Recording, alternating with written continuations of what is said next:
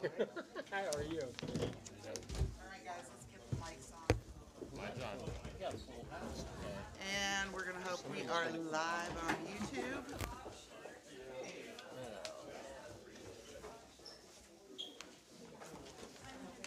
Make sure my ringer's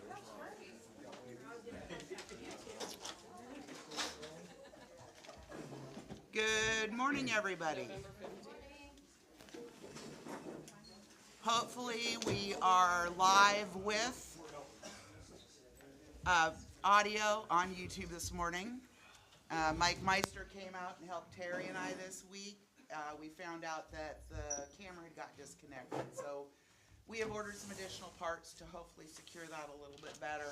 We have an extension cord running on the wall over here that needs to be tucked in so nobody decides they need to use it as a climbing rope. I'm going to go ahead and call to order the Lynn Valley Lake Property Owners Association Board of Directors meeting for November 15th, 2025. Roll call of directors. Dan Coleman. Julie Miller-Childs. Dennis Keegan. Wayne Scott. Terry? Terry's here by video. Right there. And that's what's being broadcast live, I hope. I'd like approval of the October 18th, 2025 Board of Directors regular meeting minutes. I motion that we approve those. I second it. All in favor? Aye. Opposed? I say aye. Okay, Terry said aye. All right, guys, this has been another busy month for the board and the committees. I'm hoping this settles down a little bit. I'm actually gonna back off a little bit for the rest of November and December to try to focus on my life. And then I'll get, started up again in January as far as painting and working on the bathhouses and getting more bids for more things that we would like to see accomplished next year. Some of the items we've been working on is the spillway. Thank you, Doug and Lake Committee. The budget for 2026, as well as filing the 24 taxes and starting the 23 audit. And I want to thank Terry, Rhonda, the Finance Committee, Brenda, and Pam. POA software, thank you, Doug, Rhonda, Brenda, Pam, everybody who worked on that. We continue to work on opportunities to collect past due assessments. Thank you, Real Estate Committee. And we're working on the litigation. Discussion is continuing regarding improvements for 2026. The bathhouses and the community center are top priority. If there's something you would like to see done, guess what I'm gonna say? Please email the board. For me.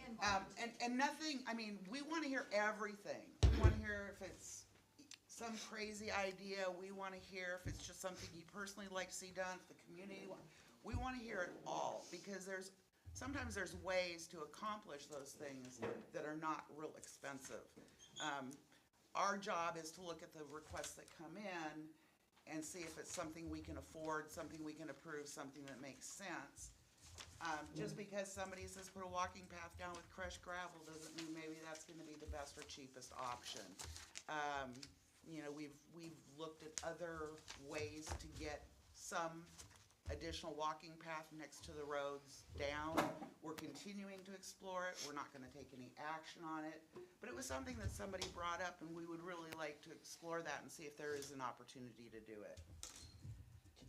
All right, the mailbox shelter. Everybody, bow your heads, say a prayer. Please, Lord, let there be electric in that shelter by Monday so we can move the mailboxes. Amen. Amen. Praise God. We're praying that it gets finished on Sunday or Monday, that the electric gets in, and we can move forward moving the mailboxes. There was a hiccup originally getting the electric installed, which has pushed us back. We have asked Cash Stockton to go in and wire that all up for us. And the last I talked to him, he said it should be Sunday. So We did get gutters up, and we did get gutters we up. had to order the gutter people. They had to order the ice shield, so to say. So we're putting ice shield on top too, so nobody gets stabbed with ice when we get the ice storms. And as So- far as the things I mentioned earlier, we're gonna get into all of those in discussions later on, so that's why I just brought up what we're working on, because they'll be discussed later. I also wanna thank Dan Coleman. He came out here this week and worked on the fence at the basketball court, so I appreciate him doing that. Since we're focusing on thankfulness this month, and I want the community to know we are very thankful for you. All the help and the support we've received this year has been a blessing to the whole community. The friendships that have been formed, the community spirit that's grown, it takes a village, and I'm very glad that we have that here. Freddie t-shirts for anybody who's interested. Pam, or Shelley's wearing hers too today, so. Pardon me? Oh, they have mugs, they have sweatshirts, they have t-shirts, all sorts of fun stuff, so. Dennis? Okay, as always, thanks to volunteers, but a special shout out to Kevin for putting on the town halls, to the real estate and finance committees, because they have really been doing some hard lifting, and especially Doug on that. And congratulations to Lister and Curtis on their election. So that was all I had. Michael. Very good. And Mike And Mike Hemphill. Hemphill. And Mike Hemphill. Reelected. But Mike was already there. He was reelected. But a very important asset. Right. Spillway update, Doug. So the saga continues. We did submit our cost share application. They've asked for another set of documents, and that's due by December 15th, and the board has signed those. So we'll be sending those in. On the permit, that's the saga part. It was submitted by Peppercorn in 2023. It was eventually withdrawn. That's what led to the study. The study got completed in April, and we submitted again in September, and they rejected that submission. We had a phone call with KDW, and they said, well, we just don't have enough engineering specs on dropping the rock. You get a truck and you drop the rock. They wanted more specs. So we did a change order with McClure, and they are working on that. I think that comes up for a vote today to approve that change order. When that gets resubmitted, they've told us they don't see any issue with granting the permit at that point. And it's 30-day public comment period after they start their process, and then they should be able to grant that. And so the if successful with the cost share and the permit in place, we would spend $439,000, $485, of which $88,000 is our responsibility, but we've already paid 70 plus the 10 we're assigning, so that's like 80. So we will essentially get $400,000 worth of rock for about $10,000 additional spend, and so it makes sense. It'll improve that spillway. We tried really hard to get paddle boat included, and they said no, that's a different state number. It's not a hazardous dam, doesn't qualify for this program, so we can't use the rock up there. There'll have to be some look at paddle boat in the upcoming years. But we're on track. I checked this morning, and the 2025 monies were carried over to 2026 because of the government shutdown, and so it's still in there, but they did comment in that change that they were going to terminate the program in 2026. So this is our shot. We've prepped, and those monies should, and now 2026 is October 1st forward. So if they came in with approval, we could spend money right away, and we have years to do it afterwards. We don't have to finish it in that time period. So anyway, that's the update. We're still in the hunt for it. This spillway report was brought to you by Freddie the Frog. Net proceeds go to the scholarship fund, and we have one matching grant pledge. Excellent, thank you. Pam? Okay, I hope everyone can hear me. From last month, when Dustin was here and gave his report, it was brought up to do kind of a how to help our water and sewer drivers. We did get that done, and it's been posted, and the drivers do have copies of that they can leave in people's doorways if needed. And it's on the website as well, right? Okay. So we did get that accomplished. February of 2026 is our annual meeting, the last Saturday. We did put out a notice that the nominating committee is accepting resumes for potential candidates for the 4 positions that will be on the ballot in 2026. Pam, do you have the term, the length of those, the terms of the positions? I do.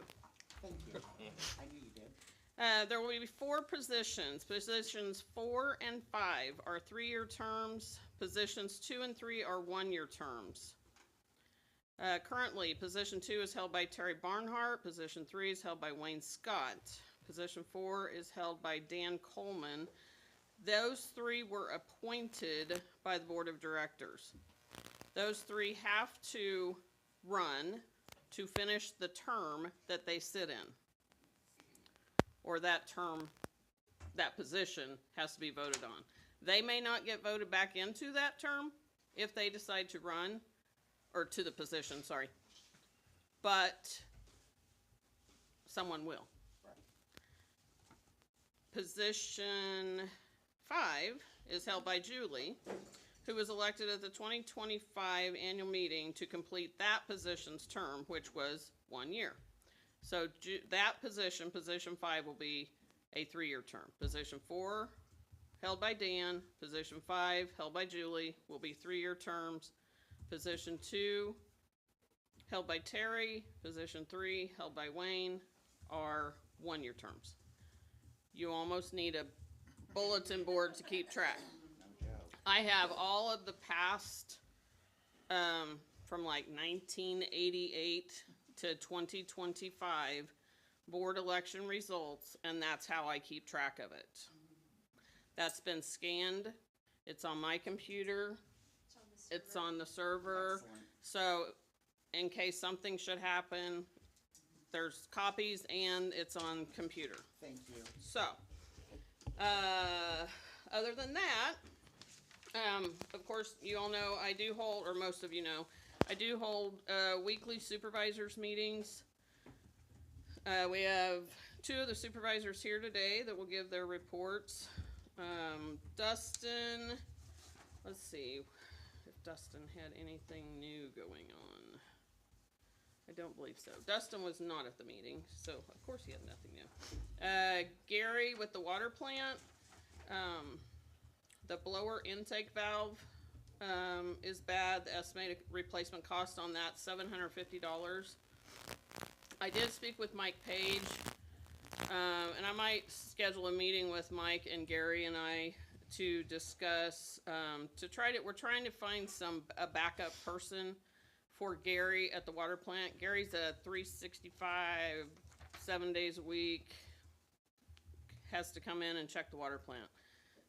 So therefore, he doesn't have time to take his PTO time. So Mike Page believes that there's a way that if they're under Gary's supervision, that it can be done, but we need to check into it with KDHE. Perfect. That'd be great. I guess I'll wait on Katie's report under the agenda. And Katie will not be here Katie will not be today. here. She did not have anybody to cover her, so she had to work. The water project and the roads. I spoke with Mindy yesterday. Of course, we all can see that they continue to hammer all of that nice rock that is under the short layer of dirt that we have at Lynn Valley. It's her opinion that the roads, culverts, etc., will only receive minimal repairs until the project is done. So bear with us, bear with them. It's a project in the making. So another thing that she did ask was, if you see the workers and you see a stop sign, stop. It's not up there for just to look at. It's there for a reason.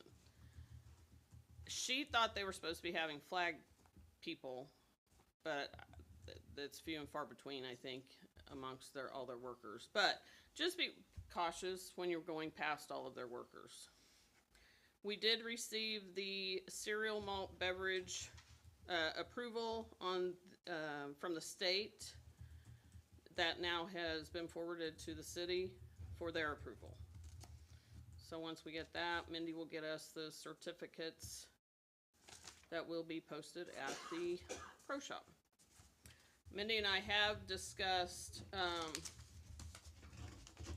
there's a lot of hoops. I know there's been discussion of us possibly getting a full liquor license at the Pro Shop. There are a lot of hoops and a lot of additional responsibilities that we would have to have, so, and it costs way more money than Right. the $50 that we had to pay to the state and the $150 that we had to pay to the city for the cereal malt beverage license. Yes, sir. So I assume we do not have that now to sell beer? Or We have a cereal malt beverage license. This is a renewal. Got I'm it. sorry. Okay. It's a renewal for the cereal malt beverage. Like- It renewed, sorry. We can sell beer sometime I down the apologize. line. It's for the renewal of the cereal malt Got it. beverage license. It happens at the beginning of every year. Got it, okay. Or it has to be done before the first of the year. I should say that. I think that's possibly it. Okay. Brenda, Most of what I have is gonna be later in the meeting, so for us, it's just, we're wrapping up the end of the year, getting ready for our annual assessments in January. That's all I have for now. You don't have it done yet? I know, right? Louie, Mount or something? I Right, don't know. with my digger. Oh, Louie, can you come- guys, come and speak to here, the let's sit mic? this over. Or, yeah, they Brenda, can share it. Brenda needs to repeat herself. No way. Way. So for us, it's just wrapping up the end of the year, and we're getting ready for our annual assessments in January. Most of what I would discuss for a report is gonna be later in the meeting. We're gonna be going over that, so mine's gonna be short and sweet for now. Okay. Okay, good morning all. Good morning. The tennis courts and the pickleball court has been completed. It's been, all the cracks have been filled and painted, the lines. The basketball court out here has been power washed, and we're waiting on the paint for it. Alan has the templates for the court itself. He's gonna help us set it up and get to where, you know, what a basketball court looks like. But that paint will be in Thursday. I did order salt and sand. One load did come in Thursday, and we got another load yet to come in. It's stored in the Quonset. The salt and sand truck is ready to go. We put the spreader on it, run through it. Everything's good to go on that. As far as anything else, just your regular maintenance. On the basketball court, is that gonna be striped for basketball and a single pickleball or not? The Is that- basketball? This No, court? it's just gonna be Just basketball. basketball? Yeah. Okay. Pickleball's up front, Right, I just didn't know if they were gonna do lines on this one for both. not that I'm aware of. Okay. It's just There gonna hasn't be been the any basketball. discussion of it. I think there was a long time Okay, ago, with but I us. don't know that there's been With any us, there hasn't recently. been. Right. Okay. So, Can I ask him a question? What about the, picnic tables? And- they have been power washed. The last 2 days, we power washed the picnic tables up at the campgrounds, and they are ready to be stained. Will these be done as well? We can do it. Will the, boards that are warped be replaced as well while you're doing that? Thank you. Everything will be run through on those as well. Okay. Anybody else have any questions?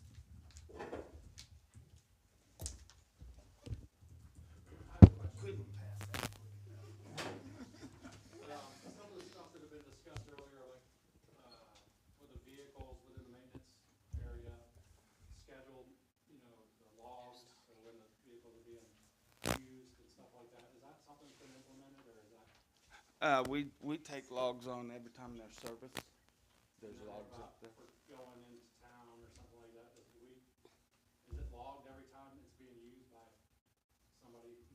I write a weekly log to the board, and they know when I go to town and back. And then as far as the maintenance and everything else, is that something, cause I know we talked about that like 3 or 4 board meetings ago. Yeah, everything's logged. Already, the other things that are, Julie, are you familiar with what I'm talking about? Like scheduled maintenance for the vehicle? Right, upcoming preventative maintenance Correct. is what you're talking Yeah, about. yeah. So I guess what he's asking is, do you have preventative maintenance log for the next year, for all your equipment? We're going to be working on getting that in writing so that everyone can see that. Okay, they're gonna be working on doing that, getting it in writing so everybody can see it. Okay. And also, I will be re-implementing the, which I haven't talked to Andrew or Louis about this, or Dustin, the fuel log, the keeping track of which vehicle, the odometer readings, whether it's gas, diesel. We have separate log sheets for either one of those. Yes, ma'am? Question. Obviously, we're an aging community, and one of the things that I've noticed this year is that we have had quite a bit of dollars spent on deferred maintenance. My question is, do we have a plan, a strategy? Is there something, like, do we inspect buildings, because our buildings are getting old, for maintenance needs, or is it more reactive? I'm just trying to understand kind of going forward what our plan is there. And that would be Lily to answer that. Well, I haven't talked to him about your email, but, Okay, so the question was, have we set up like a, schedule to check our, buildings and assets for, needed repairs or upcoming replacement or that? I will be working with, Louis and Andrew and Dustin and Katie, all of the supervisors, on setting up a plan for next year, running into next year.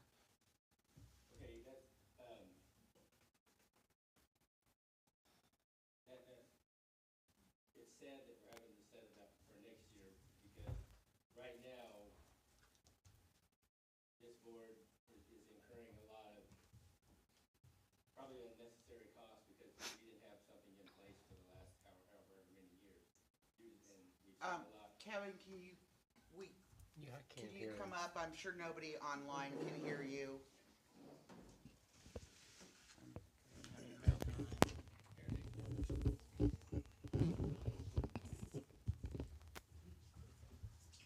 Here, he can have this one. You can have mine. We'll share. Okay, so I think, we're seeing right now that we're having a lot of expenses that have been incurred, extensive expenses, because we didn't have a maintenance plan in place on some of this stuff. Not pointing the finger at anybody, I'm just saying, and I know you say you're gonna institute it, but it's sad that it hasn't happened in the past, because we're spending, I say we, because We're all our property dues do owners. it. I would just strongly encourage, like you're saying, that we get a publicly accessible maintenance plan in place for everything, buildings, everything. So that we can see what's being done, and the other thing too, in my opinion, is, Louis can't be everywhere, and the board can't be everywhere. So as residents, if we see something that needs attention, we need to let them know.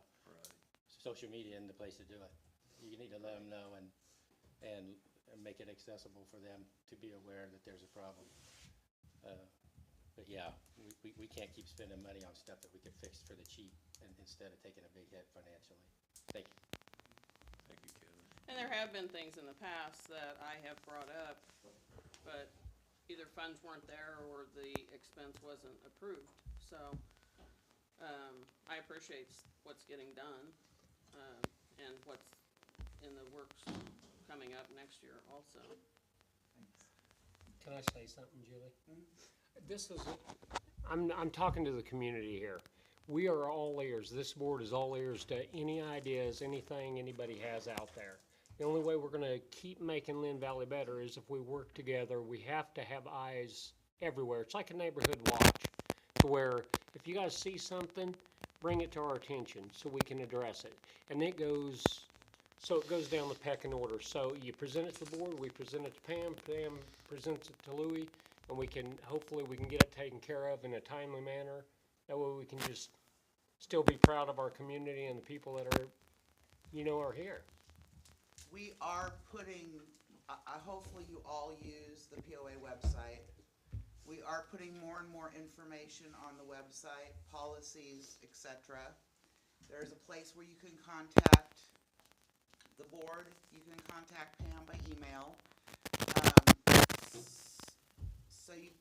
There's ways to contact us, whether it's to call the office or, go ahead and email us. But there's a lot of additional information that has been put on that website. We've updated policies and all sorts of stuff on there. So you might want to go take a look at it again. Jay? One of the things that might be an opportunity here too, along with that kind of build on what Kevin was talking about with just the roads and the culverts. I mean, we got a major project underway. There's a lot of capital already appropriated. There's gonna be equipment in those ditches and things, and perhaps, Pam and Louis, kind of assess where we have problem culverts or problem drainage and things like that, and even within, if you take that back a step further, I mean, we've kind of got, within our community, we've got 9 neighborhoods, in terms of the camping, the different areas and stuff, but if you can get some people within those different locations feeding information back, as they come and do that repair, you've already paid for it, right? I mean, we got tax dollars and everything else going after that. There's a real opportunity to piggyback on and provide some direction and, reduce our investment on the POA side and, because the work's gonna be done. Right. So, just thought. Well, along those lines, I'm tired. That's a long way to walk. Along those lines, there are on the north side of 5 acres, and that's a good point, because there are multiple ditches there. When it rains, you can fish. It's that deep.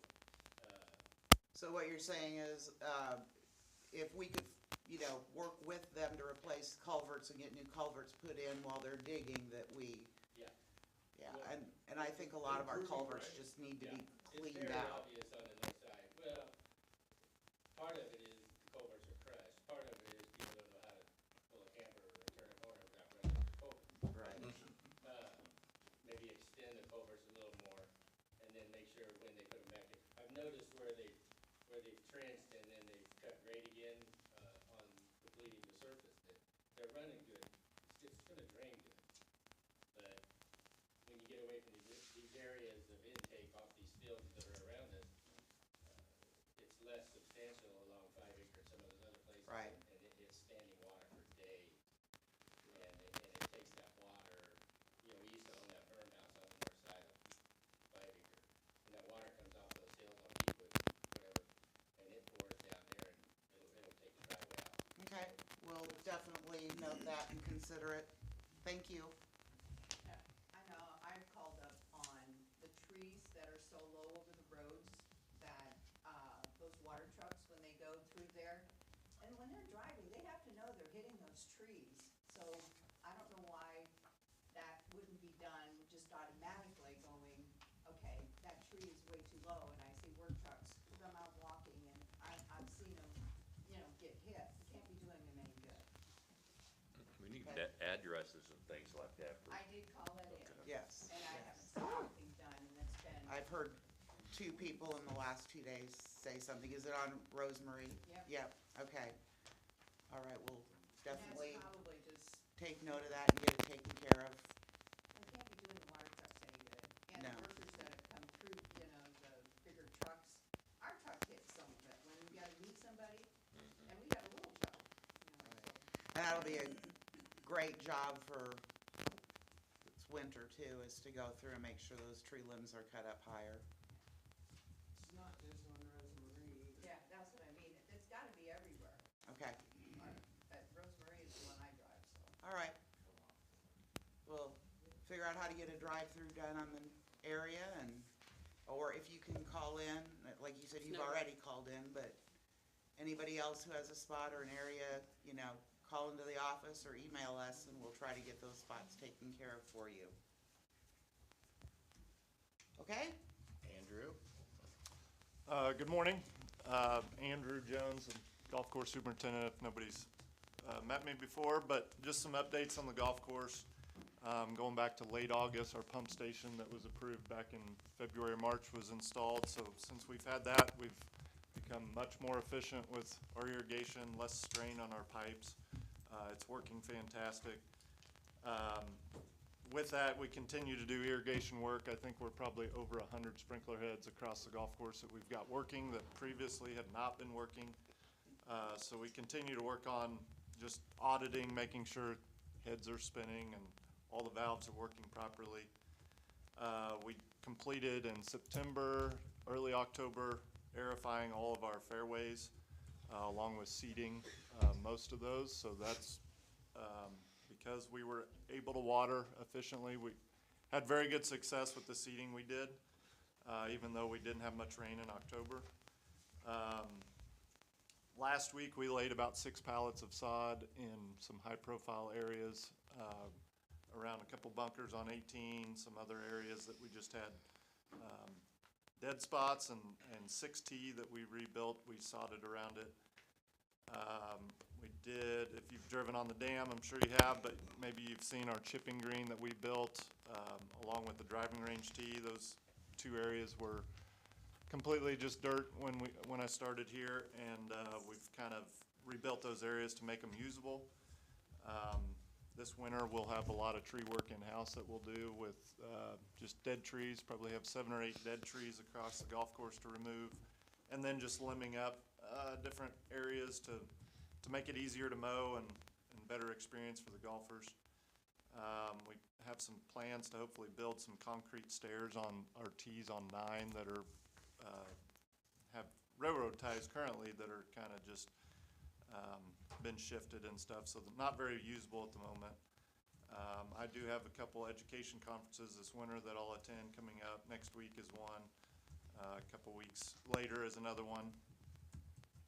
And then, yeah, that's about it. It's Tuesday, I think, is my 1-year anniversary, so I've been here about a year. And thank you, Andrew. You've done a great job. Appreciate it. So I just want to say thanks to all the golfers that have been out. Everybody's so appreciative of our work and what we're doing as a staff, so it really is. Well, we have heard this is the best course in Kansas. I don't know if I'd go that far, but we're seeing improvements, and hopefully all the golfers are seeing it as well. It's been a very enjoyable year, and we're looking forward to the winter, all the work we have to do, and then next year. Excellent. So question, I did have a question. Is that a new sand trap there on 18? No, we just basically edged out everything that was dirt and resodded around the edge, so we have a defined edge. A lot different side. Yeah, I mean it was pretty ugly before, so we just did that last week to clean it all up. Okay. And I guess I didn't mention we did last week or this week. I completed spraying the entire golf course for weeds. Kill them this year, won't have them next spring. So that was 3 days worth of spraying, and did it for relatively cheap too. So You that's might another want good to thing. get with maintenance about getting our main common areas sprayed and what you did and how you did it and what you used. Yeah, might be easier with the We know equipment. Regular maintenance doesn't have a spray rig like he does, so. Well, yeah, we could. I've got a Well, we question. can something share. Andrew, Or get Andrew to.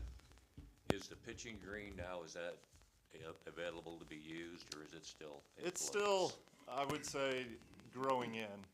The deer traffic on it has really slowed us down, but I'm hoping next spring, once we really start growing, that it'll fill in and we'll be able to start mowing it at green sites. Right now, we're mowing it higher, but hopefully be able to use that come maybe mid-May. So once the ropes come down, we can pretty much assume that it's. Well, I mean, I have taken down the fence because the deer have destroyed it to a point that it was no longer needed. But yeah, hopefully mid-May or so we'll be able to start actually using it the way it's intended. Okay, curious. Great job. Thanks. Thank you. I have a question. Yes. They put new vents in the bathroom, shower houses, Uh-huh. but why are they turned off? The fans. They turn them off in the wintertime. There's mostly mold in there. Notice that. this warm. Yeah, I don't think we've probably had this kind of warmth in November. Well, even when it's cold, it's still that fog in there when you're showering. Well, there's issues with some of those vents as well, Right. the fan, Right, exhaust fans. We're working that- on those, and, I guess we'll have to experiment with them and see what works as far as keeping the humidity out of there in the winter.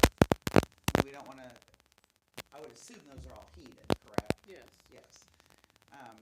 We don't wanna suck all that heat out. Right. Well, the light switch turns them on and off, so when the light's off, they're not on. I guess this has been a practice for years, because I mean, it was asked of me before. It was asked of me this week, or not this week, last week, and Dave said we do it every winter, so maybe he just jumped the gun. Let's I don't explore that Yeah. and see if we I can wrote it come up with some kind of something that'll work to. You know, keep the if humidity people out. would shut the light off when they walk out, that would help too, Right. so that the fans aren't constantly running. Yeah, you can get those that when you walk in, they turn on, and when you walk out, they turn off. I see a lot of public places that have those in their restrooms. Some type of motion sensor. You get the ones with the dial, it only stays on for a minute, and then Okay, So if we can we'll investigate go that. down, we'll check into it. Thanks, Tina. I have a question. Yeah. So you stated that there were maintenance logs at one point to try to be more proactive than reactive, No, but it stopped. Why did that stop? that wasn't. What we had asked, no, they had fuel logs at one time, where they logged all their fuel when they went out, what vehicle it went into, how much they put into it, the mileage on the vehicle. As far as maintenance logs, this is something this board has requested to not only maintenance logs on a daily basis when they're working, but also what do they have to do next week? What do they have to do next month? What do they have to do next year? How often are they going in and checking the bathrooms? How often are they checking the water heaters? How often are they checking all these items? And is it on a schedule for next year? So that's what we've requested. We're trying to implement with all of our managers. If something happens to Pam, and I've said this to her 10 times or more, if something happens to Pam and somebody's got to come in and take her place, they're not going to know for sure when the board ballots go out, when the assessments receipts go out, when the resumes are due for the board elections, when she has to file a specific form. Pardon me? Let maintenance answer these questions. Okay. So, can I ask you a question?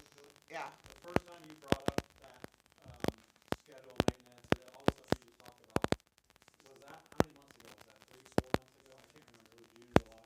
Hasn't heard anything back. I don't know when she brought it up. Is it just something that we're just kicking to next year, or are we starting to like get ahead of it and starting to? No, we've been trying to implement It's probably the that people talking with, there. with everyone, all the managers for a couple months now.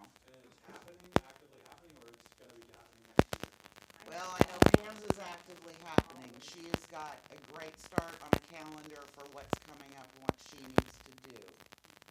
Can you guys expand on where Louis at on his? Louis doesn't have an individual calendar, but he's been working on they've always kept the vehicle logs. Right. But does he have a maintenance calendar? Louis, do you have a maintenance calendar? I do not. So that will be done. And it will have on there, I'll show him how I do mine. I know Dave goes into those bathhouses every day, every morning, he goes into every bathhouse. Okay. Is our current maintenance team skilled enough to take on all of the maintenance that is needed? Or are we gonna have to hire other Louis, can companies you to answer come that? in?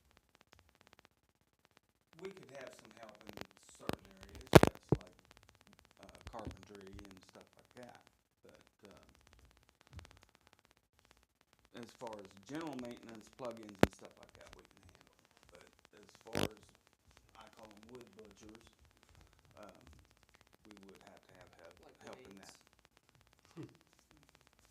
So basically what he said is that they've got people for general maintenance, like plugs and outlets and some things like that for somebody to actually come in and build. They don't have the capabilities to do that. Well, So I again, have I a think it question. comes down to what we talked about in the past, which is a big thing when we started having all these issues with these buildings being in need of repair. If we can just identify the problem that we have, we can find people to do the work. Save the money of having to pay for somebody to come in and contract. You know what I'm saying? But we can find people to volunteer to do a lot of this stuff. Right. Terry, question? Yeah, so my question for Pam and Louie, I know I've been working with Pam quite a bit on different logs and whatnot. But my big question is, with all of the things that have the recurring stuff that you're working on setting up, for those recurring things, are those the things our maintenance team can handle? Filters, light bulbs, things to keep the community from being run down again moving forward? Yes. She said yes. And that will be logs so we can see what's happening and when? Yes. Yes. I just think it's important to get that on the record, because I know we talked about it 3, 4 months ago. It's talking about doing it next year now. If we can get on the record, we got a yes, now we can try and go from here, I guess. And then move forward with Right. accountability and everything. Right. I don't know if anybody else thinks the same way, but I like being proactive, or if there's a problem, their light bulb needs to be, you fix the light bulb and you report it, and then you put it on a action task list or whatever for that bill. I think we agree.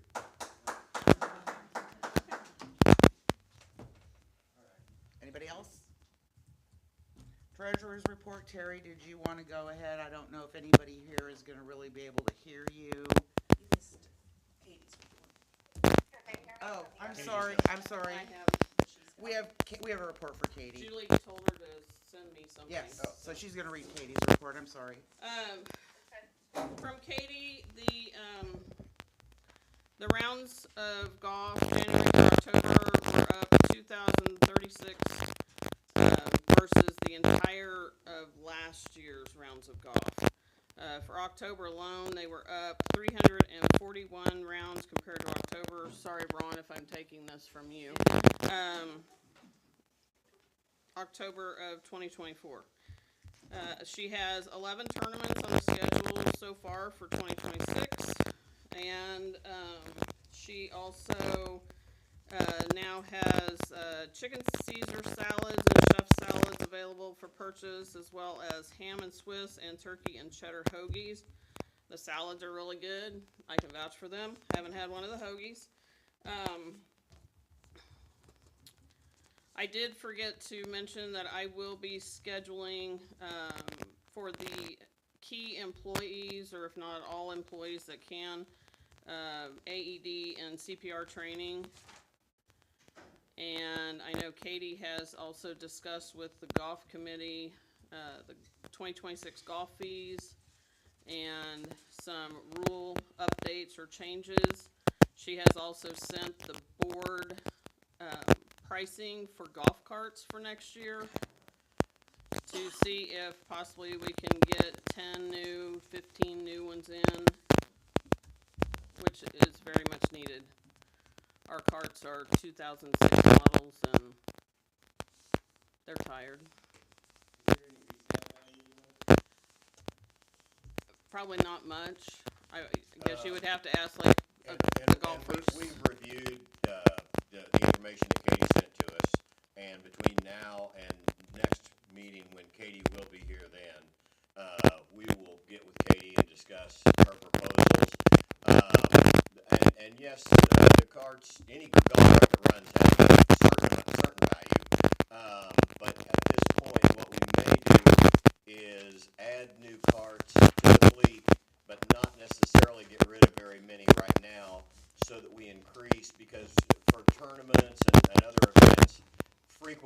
short of carts.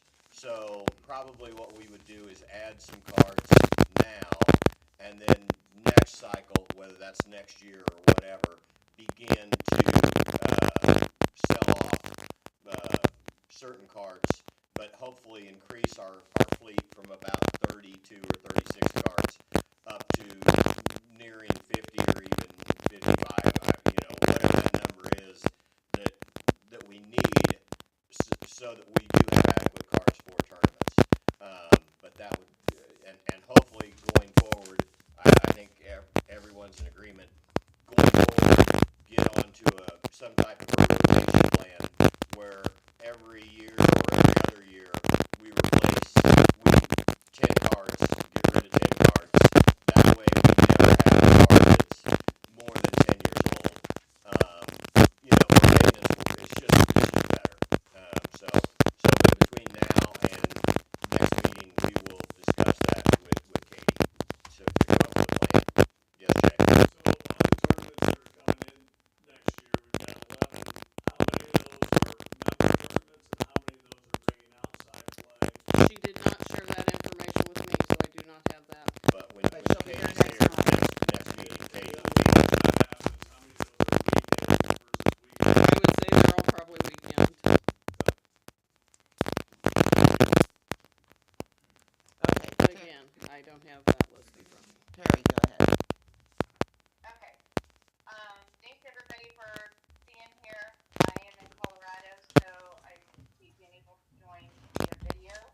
I just want to let everybody know that we are working on budget for 2026, and we are getting everybody involved in these.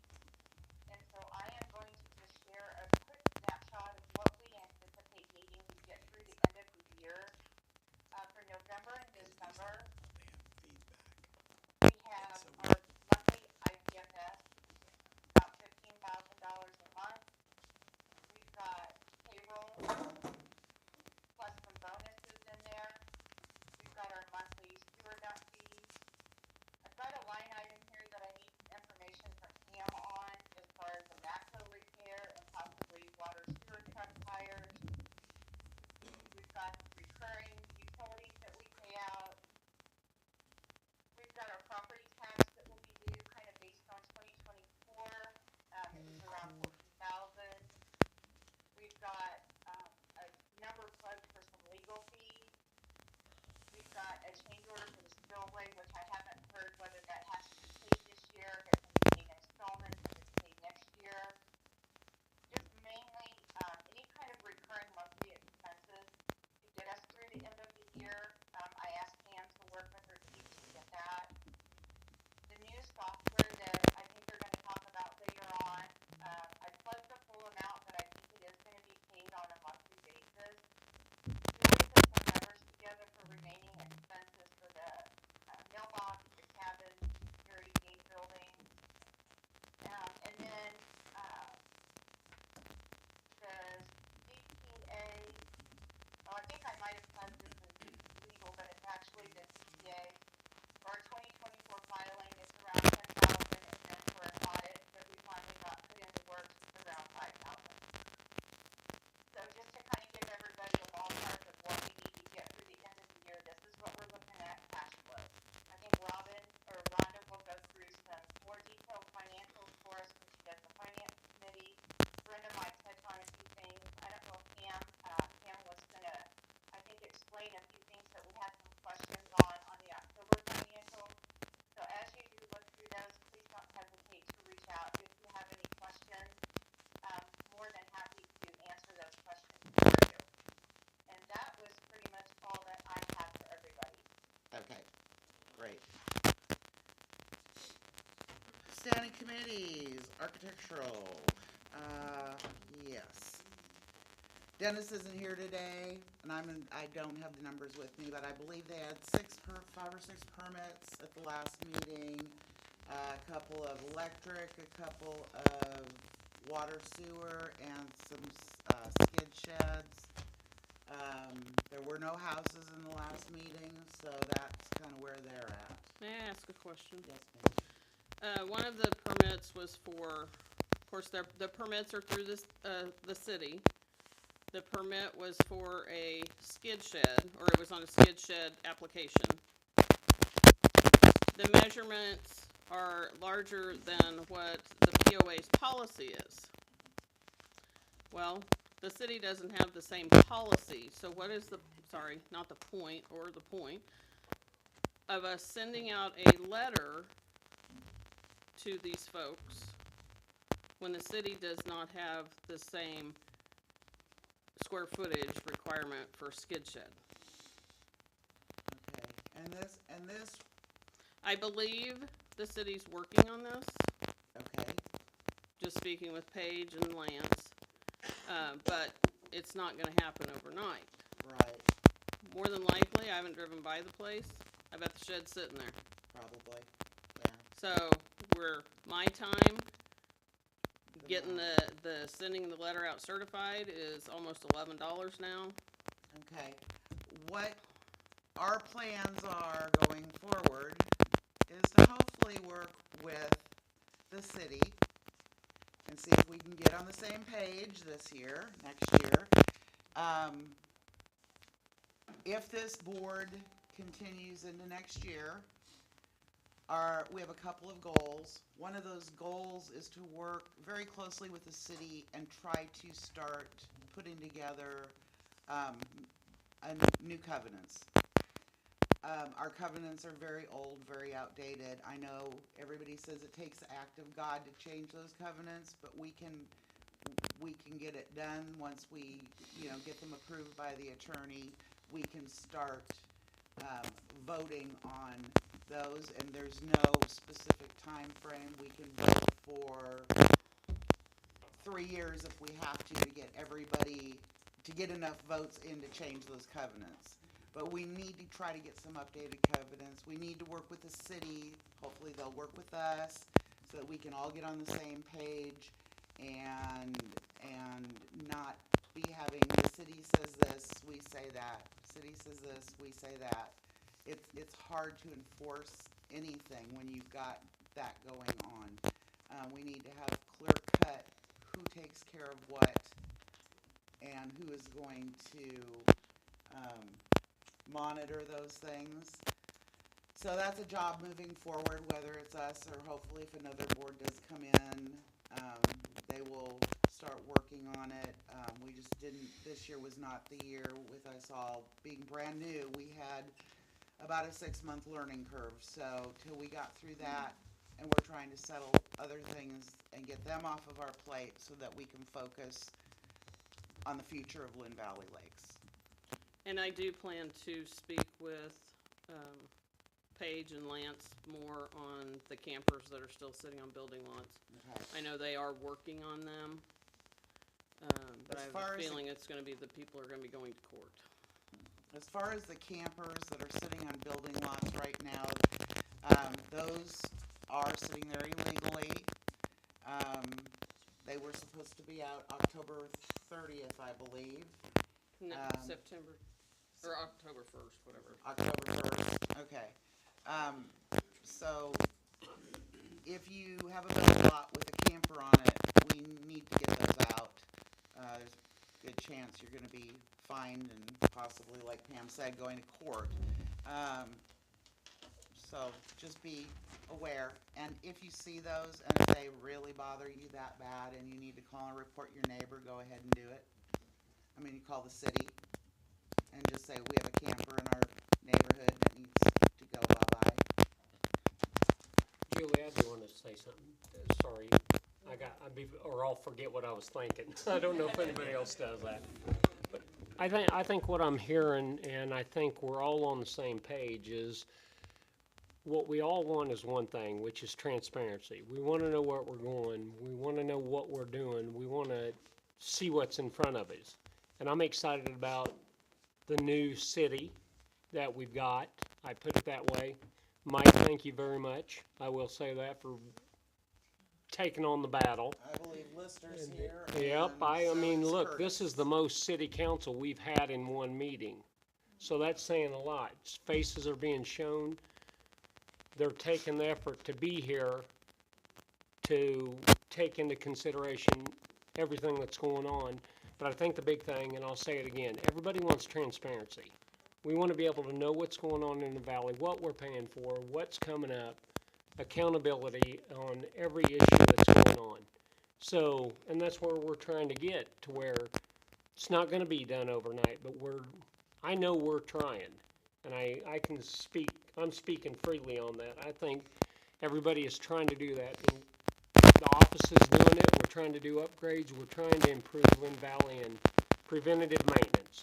And just work with us. We're still working on it, but it's going to get there. So, but I know we all got we have the same goal.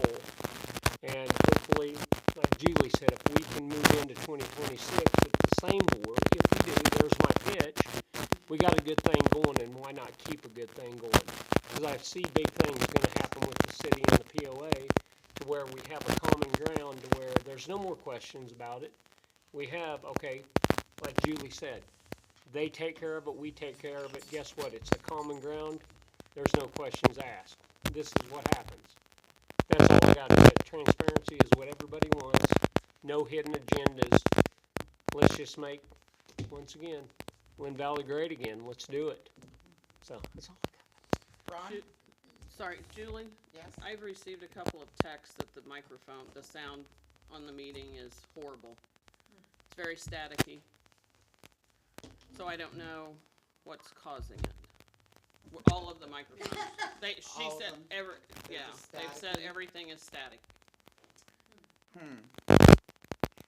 Well, I don't know what we can do right now. Yeah. So, but just before the next board meeting. Okay. okay. Yeah. And I did notice that the cities is becoming more and more staticky too, so I don't know what is causing that, but maybe I can talk to Mr. Subenbaugh and see what he's had any concerns about it and if they figured out what to do. 'Cause Okay. we have the same setup as they do. There's one right there, if you wanna grab that one. And you can move it over to the middle if you want. This is fine, this is fine. My normal speaking voice is staticky, so that'll probably be an advantage to folks here. Hey, I will say, you know, Andrew and Katie's reports pretty much cover the things the goal committee would have talked about anyway, so I just want to point out a couple of things. At the committee at the beginning of the year said a couple of things they wanted to try to accomplish. One was to increase youth opportunity on the golf course, and the other one was to expand tournaments. Youth was just to keep growing the game and to be a service to the community. Tournaments are about bringing revenue in, and typically those tournaments bring revenue in from people who don't live here. So those are some of the opportunities just operationally. The best one on that is the youth one. If you look at rounds played, and this would be in the Katie's detail, she pulls all this information.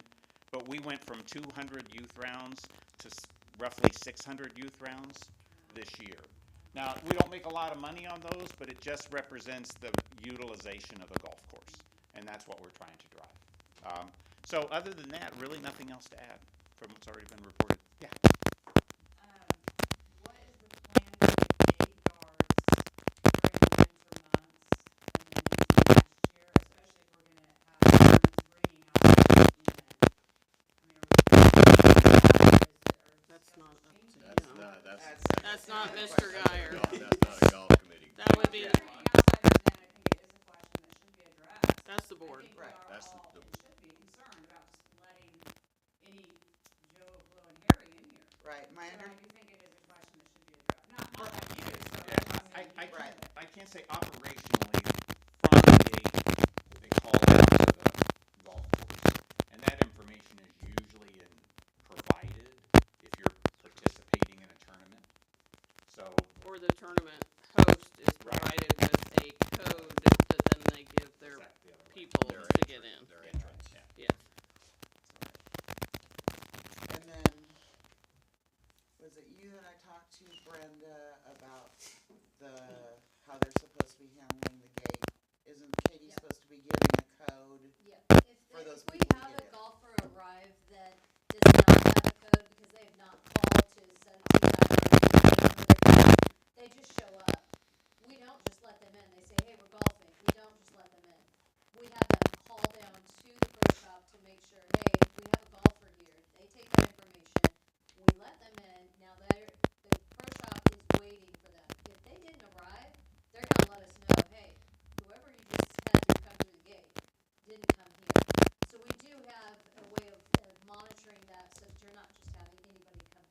And if there is not a gate guard, then they can always, the people can go into the office and the Yes. office can handle Correct. the request for entrance.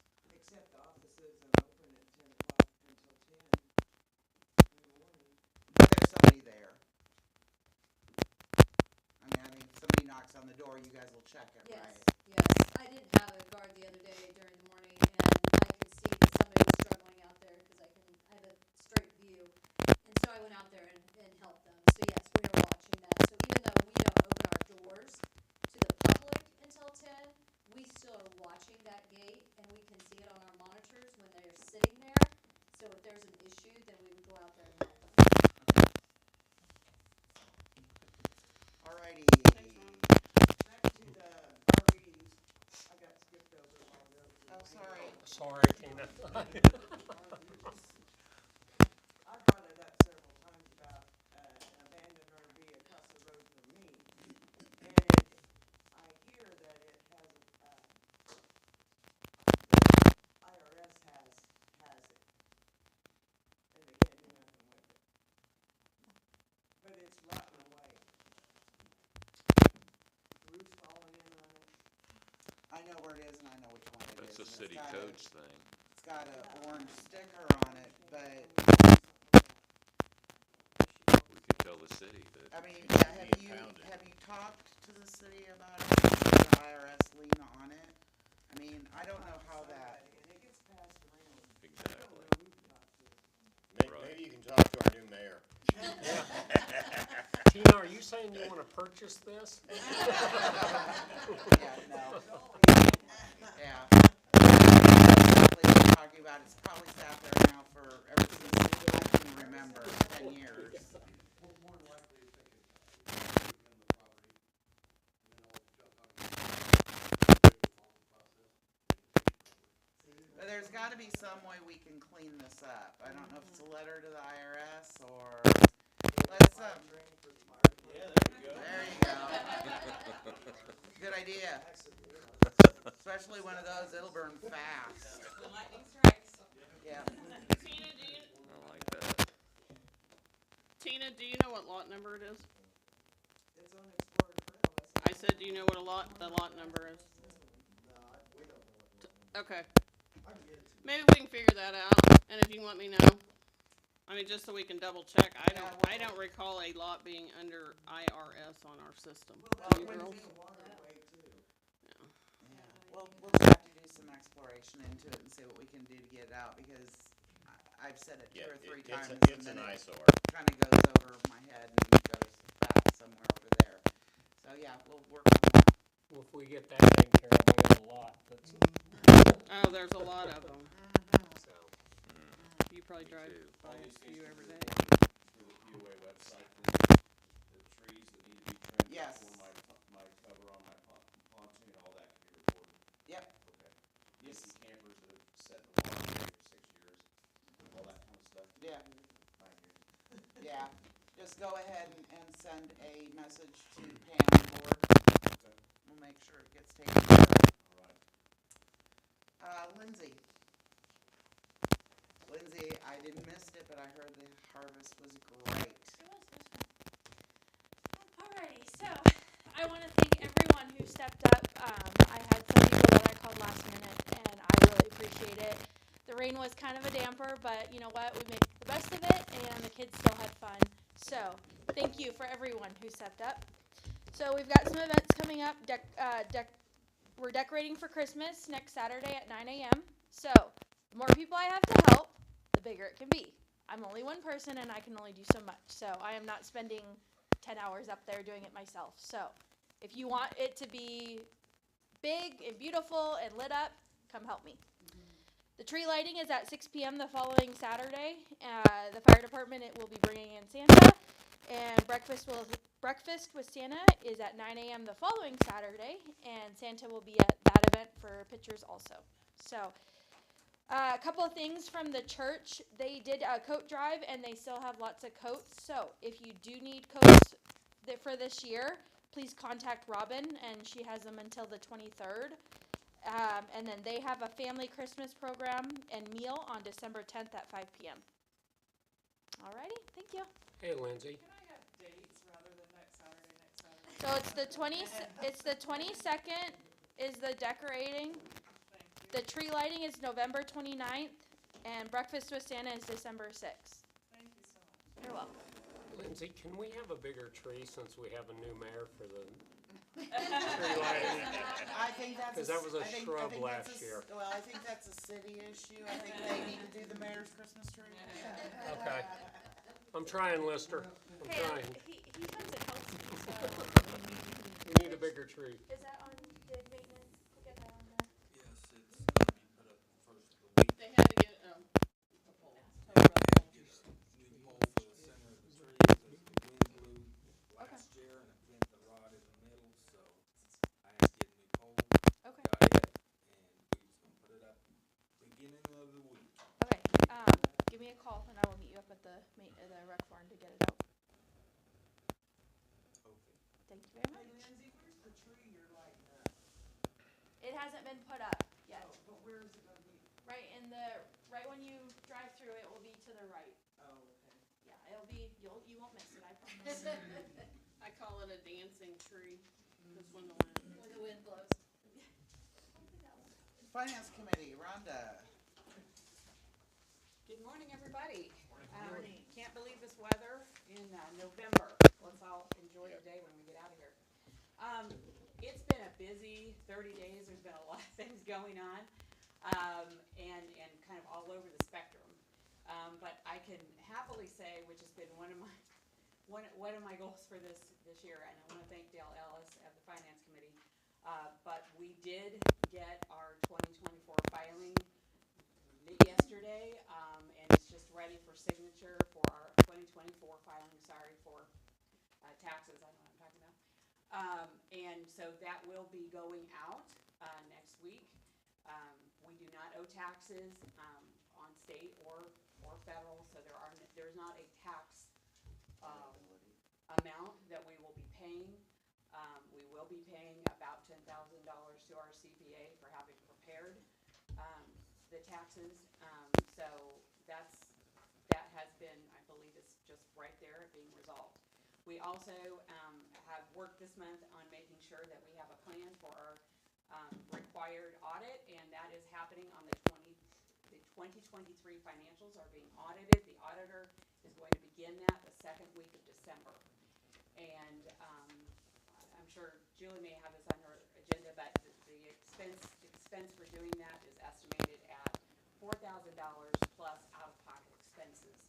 This is required by our bylaws, and it is what you would expect in a standard audit of financials. And so I am working right now.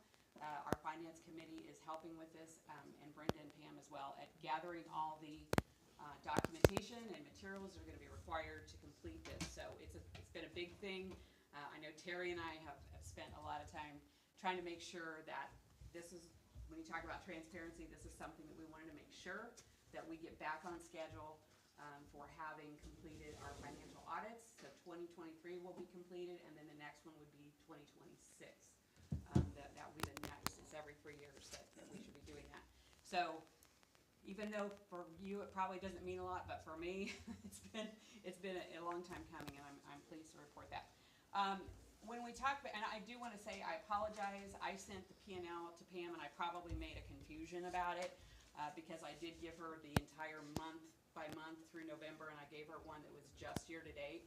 And I thought the year to date was going in there, but we will have those posted on the website for our profit and loss for both through a compilation and also by month if you'd like to review that. That will be on the website with our financials, so I apologize that that's not in your packet today.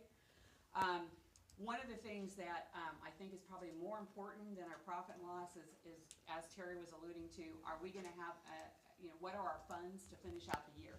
Because when we look at, I just wanna say, when we look at a profit and loss statement and we look at things that we billed for assessments, that doesn't mean we've collected them. So at the end of the day, when it gets to this time of the year, what we're probably most important to us is when we're writing checks, do we have the funds to cover those checks, right? That's important. We all have our budgets at home, and it doesn't matter what the budget is. It's kind of where are we at when we get our bill. And so I can tell you that I don't have a magic wand, but I've looked at some historical data, and I can just share this much with you. When you look at what we had in our bank accounts as of 10 o'clock last night, we have, this is not at the bank, but here, after we've taken our checks and we've written things out, we're at about $512,000 when you look at our bank accounts. Sorry. Oh, I don't mean to interrupt, I don't know if this is the time and place, it's been a while since I've been in a meeting, but what percentage of dues are going uncollected in recent years?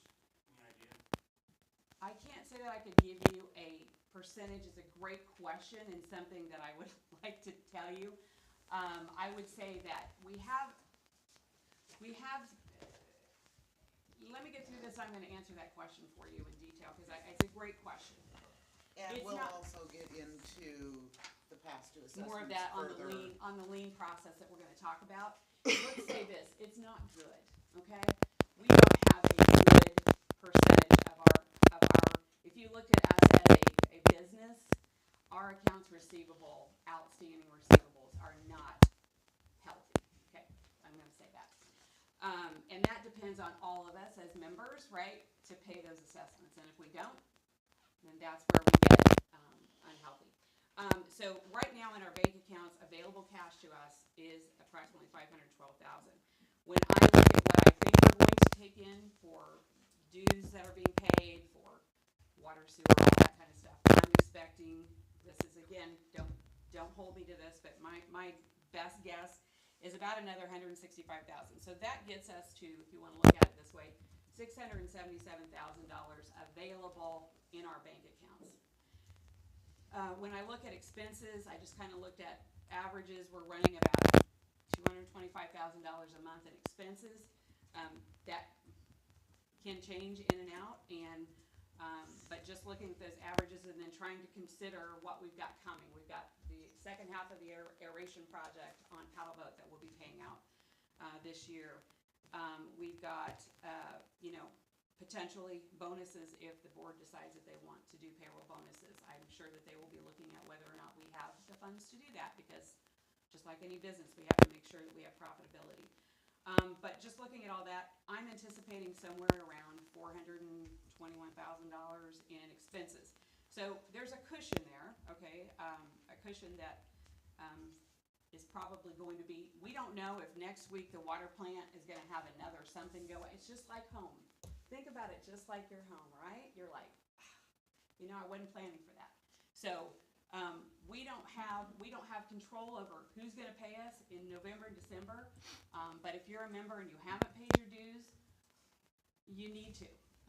Please do. You made an obligation when you came to this community that you were going to do that. So we're giving you services. You need to keep your end of the bargain, please. So when we get into the liens, we're going to talk about that more. But we have a number of things going on here. We have lots that maybe they haven't paid 2024 and 2025. Maybe they're still salvageable. Maybe these people can still be, brought back into the fold, and they're just kind of behind. But if we encourage them, maybe they get there and they can become members in good standing. That's a percentage. But we do have a large percentage that we've talked about before. We have speculators, investors who have properties, and the thing that I would say about that is they're not using our services. So from that perspective, they're not users, okay? But we also have about, I would say, something like 400, and Julie has numbers because I gave it to her, but 400 some lots that are people that are not investors or speculators. They're people that bought lots with the intention of using them, and they're not paying their dues. And some of them are so far gone, they haven't paid 2023, 2022, 2020, all the way back, right? I don't know how we salvage those people. So we're going to address this because it's been going on. And I think this is a phenomenon that many of the lake communities and many of resort communities are facing, that when COVID hit in 2020, we all had, a lot of people had a nostalgic feel of, I can't get on an airplane and travel, so hey, I'll go buy a lot at a lake, and maybe I go to a tax sale and get something for a couple $100. they didn't follow through, a lot of them, you know? So we're experiencing the same thing that a lot of other communities are experiencing. People that bought lots in 2020, 2021, and then they just kind of said, oh, the country's back open again, I don't think that's what I want to do anymore. That's anecdotal on my part, okay? That's anecdotal, but I think that we are seeing that, and I think when you see the tax sale coming up in 2026, that's indicative of what has happened. And so we really want to get back to, we want people to own here that want to be a part of the community. My husband and I bought here in what was it, 2019, and knew nothing about the community. I know more about the community than I probably want to know at this point, but I will tell you, this community would fall on its face if we didn't have volunteers, and I mean that. I mean, we've got good staff, don't get me wrong, but if you took all of the volunteer time that this community puts in, and just as a finance person, okay, just the mailbox, just as an example, that building is probably going to have a value of about $60,000, and we're going to have rough costs of about 30. The 30 that came into that came from all of you members and Wayne for organizing it to contribute.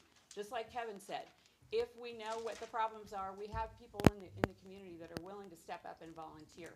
But what happens is you kind of get burned out if it's the same people over and over again. And this board, I know I'm closer to it and I see it, but this board is putting in lots and lots of hours. And, it's a sometimes thankless job, and it's not that much fun at times. But boy, is it rewarding when you can see the results of things that have happened, or when somebody comes by and says, hey, I saw that got done, I really appreciate it.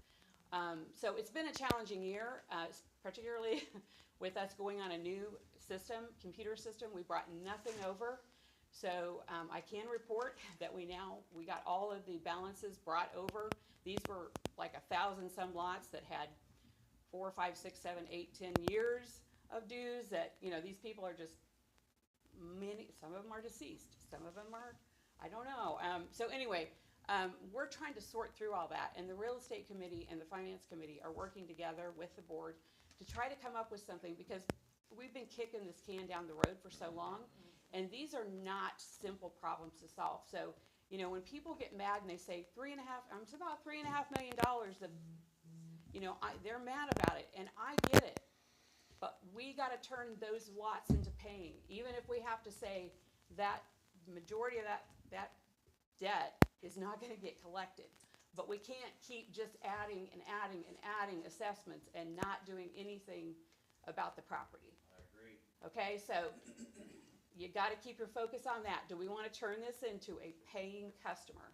Because to say that we have $3.5 million on our books, which probably, if I was a betting person,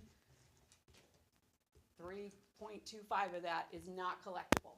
So we can be mad about it. We can say, I don't like it, but to do nothing about it is not going to get us where we need to go. So I want the community to be aware, to be transparent about it, but we have big problems to solve. And it has not been easy. And we have conversations, and I will tell you, Doug and I have conversations, Julie and I have conversations. How are we going to get these 1,100 lots to be paying vibrant lots? So it's a problem we all have to face, but we need to, swallow the pill and move forward. And I know I'm on my soapbox here, but I really want people to understand. And that was a very great question you had. And I'll try to give more next month about where we really are.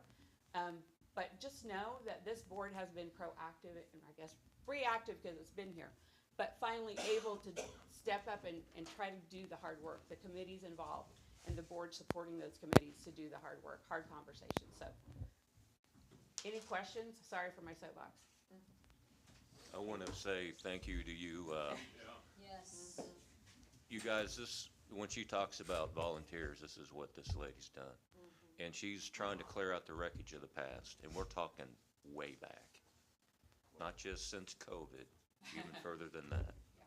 And I do have to say, I got an email from her last night at midnight, and I answered her at about 12:30 I know, I was in this bed, I was morning. like, dang, Julie just answered my, so she's right, I know I can email Julie and she'll, but Julie is right, there's a life balance.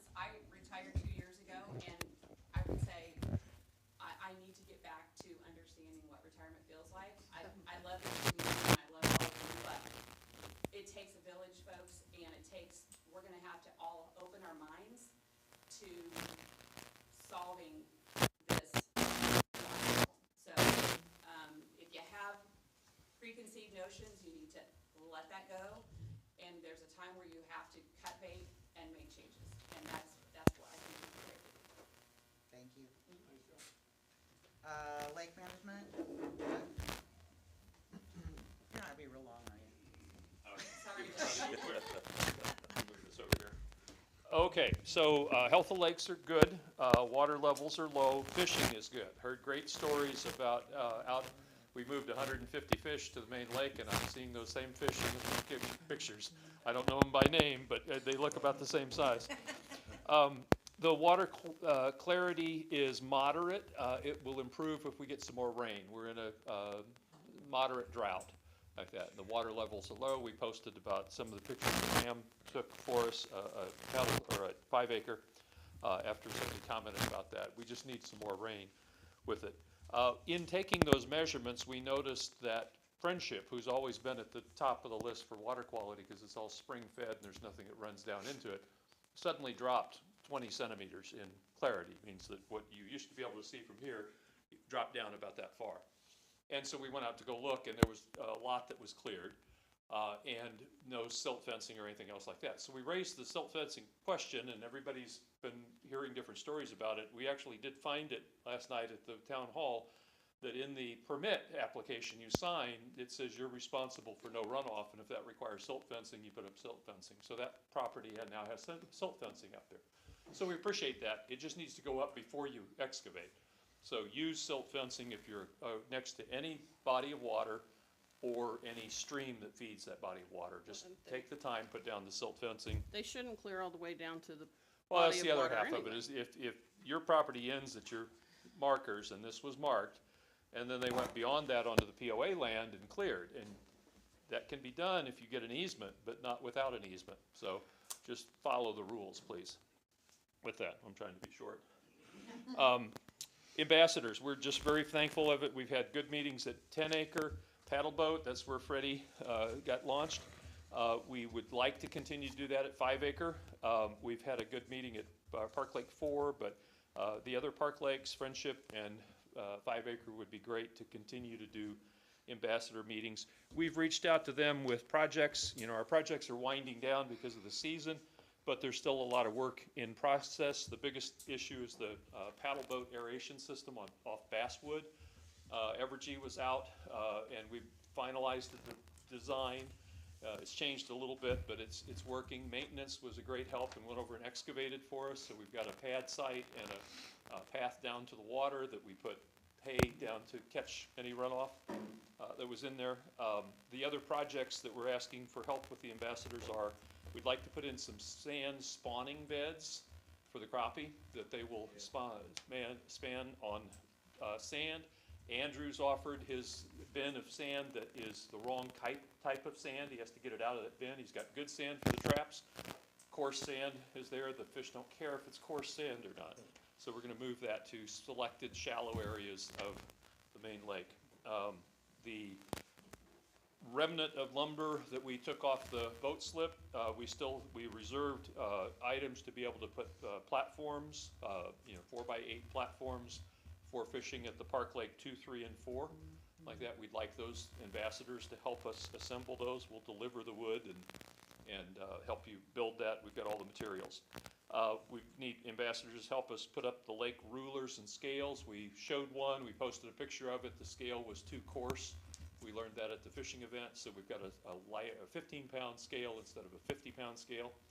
And so those are ready to go. We just need some help getting them up. The boat ramp signage is purchased and on site. We need help putting a sign there. There's two things that we could really use that would keep costs down. One is to borrow for a day a 240-volt generator. We need to use that to tune the aeration system when it goes in, because Evergy won't have their install done until late December, and the lake could be frozen by then. And the other thing, if somebody knows of a abandoned dog kennel, the big heavy galvanized piece of that, they'll save $200-300 from buying a new one. Some of them run even more than that, but we could get what we need for about $300. If you know of somebody that would donate a dog kennel, that's the heavy one with the door. That'll be the equipment enclosure, just to make sure that the equipment stays safe. Yeah, let's see. You might wanna look on Marketplace. I have, all the ones that are out there are either gone or too far away, but yeah, that's a great idea. Dock numbers still available. We've been meeting with the ambassadors, getting out there. We've got more dock numbers out there. We're gonna recommend to the board that you be assessed. If you have a dock and you don't have a number, and it's been 4 years that we've been talking about this, and you still haven't done it, that we're gonna just assess you the number and hand it to you. And if you don't put it up, then I suppose you don't get a boat permit, you know, whatever the deal is for that. But, you know, it's time to just get it done. The committee, through Leanne's work going forward, is continuing on to do the watershed, water quality, and wildlife plan for Lynn Valley, combined all into one document. It's built around two things. What is the right design for a spillway, a culvert, a stream buffer? What's the right design for our habitat, like the more native grasses for keeping the deer eating from all your plantings around your house and things. So those are the designs, and then the priority list of where do we need to start with. And where we've identified to start with is direct erosion, where raw soil is just washing into the lake. So that's silt fencing and stream buffers and some terracing with riprap. Native grasses are scheduled to go in February and March. The county is donating the seed. Evergy will do the no-till drill, but they want a 503C. So I don't know whether the fire department might want to step up and do that, or whatever, wherever we have a 503C will help us in that program to get the zero-till, no-till drill. It's a charity, a nonprofit organization. Yeah, the Memorial Park would be possible. Yeah, so we just need somebody to reach out to us there and help. It's kind of like the bingo question, like that. We need to get to proper status for it. The silt fencing, it's in the building permit statement, so we'll pass that on, that we can get people to enforce the silt fencing. Fish habitat, we'll be posting on Facebook the design for the lakes. The big bass option is the main lake, 10-acre paddle boat. The all-purpose would be 5-acre, where the kids' fishing tournament happens, and Park Lakes 1, 2, and 3, Friendship in 2 and 3. And then a catfish option at Park Lake 4, based on its size and water quality. So those are the state-recommended designs for our lakes. Catfish, by the way, you can have anywhere. They don't compete with the other species. So there's catfish in the main lake. And yes? Is there, or will there be any talks about a community, like, cleaning station for fish? That's what I was just. We heard that, yeah. That's so many people that wanna come out here and fish. Yeah. But for us weekenders or full-timers, we come out here, well, how are we supposed to clean our fish at a campsite? It's way convenient. And I get it, people are gonna leave carcasses around. It's gonna have to get maintained.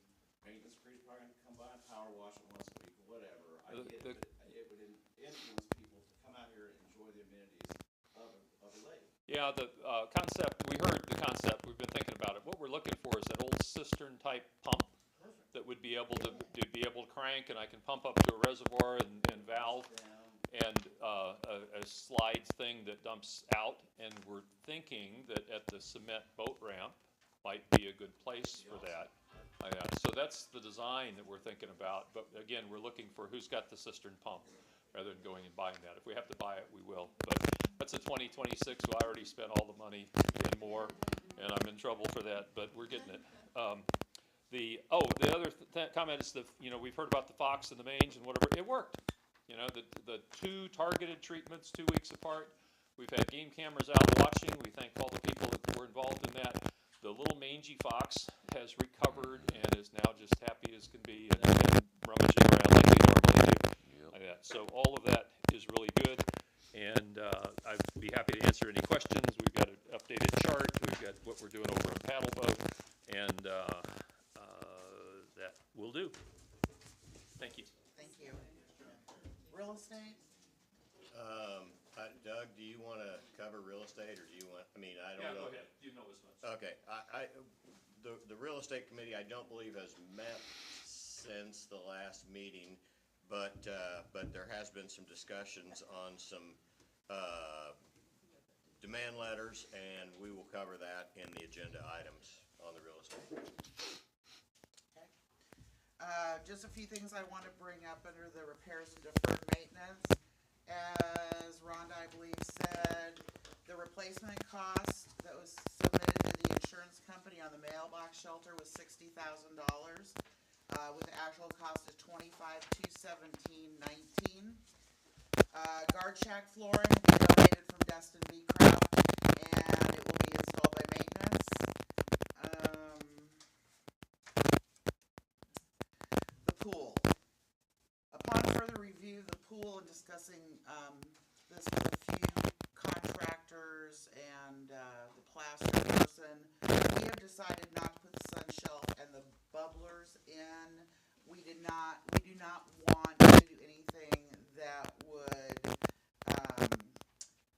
affect the integrity of the pool, and they're afraid the weight from the sun shelf would all that concrete would possibly cause additional cracking, separation maybe from, from the Damage the ground. And integrity of the just, pool. yeah, we just don't want to damage the integrity of the pool right now. So we have put in a change order to remove that from the pool. We will take that money and we're gonna work on putting some sunshades, maybe a picnic table or two, and get some new chairs for out there. We have also contracted for a $2,000 tablet feeder, which is going to, which is really something that it regulates the chlorine, and we've been hand feeding it, which is really something we're not supposed to be doing. This tablet feeder has the tablets in it, clean the water. So as it fills, when we do the first fill on this plaster, it's gonna clean and scrub that water so that it goes into the pool cleaner, and hopefully it'll reduce a lot of the staining from our water. So that's where we're at on the pool. I don't know that anything more will be done on it this year. I don't know if they'll come out and we don't know what the weather's gonna do. So, I just wanna let you know that. There was some discussion at Town Hall last night about, the handicapped availability to get in and out. As I said, the amount to put in a, sun shelf was like over $150,000. We did discuss adding additional, railings on the steps and seeing if that would help. We can also check in to see if there's a lift or something that we can have to put people in the water. I'm sure that's probably not something that's real inexpensive, but we'll check into it. There are lifts, Yes. and we've discussed it before, and with the number of kids that are out here, boards in the past have said no. But we can always try it. I know we do have a lot of handicapped folks here.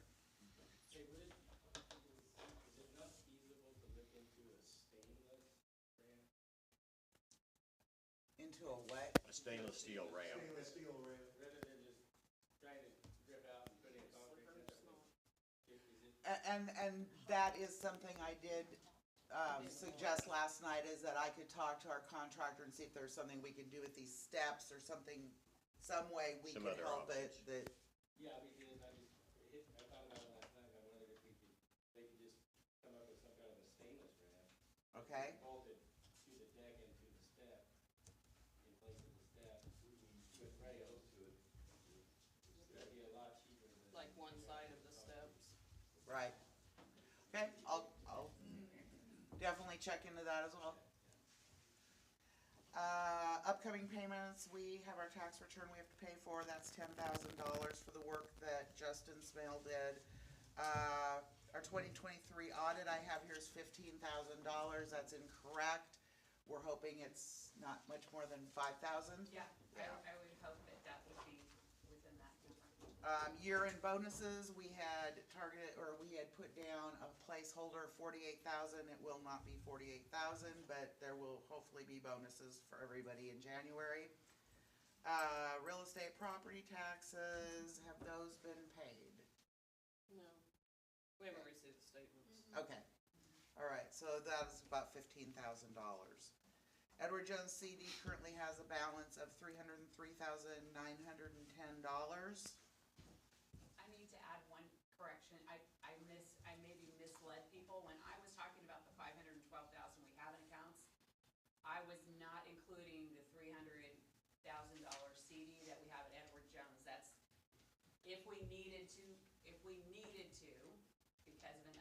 unpaid expense, if that's liquid, we could access those funds. But our hope is that we wouldn't have to, and that we would have that CD available to go into 2026 with that $300,000.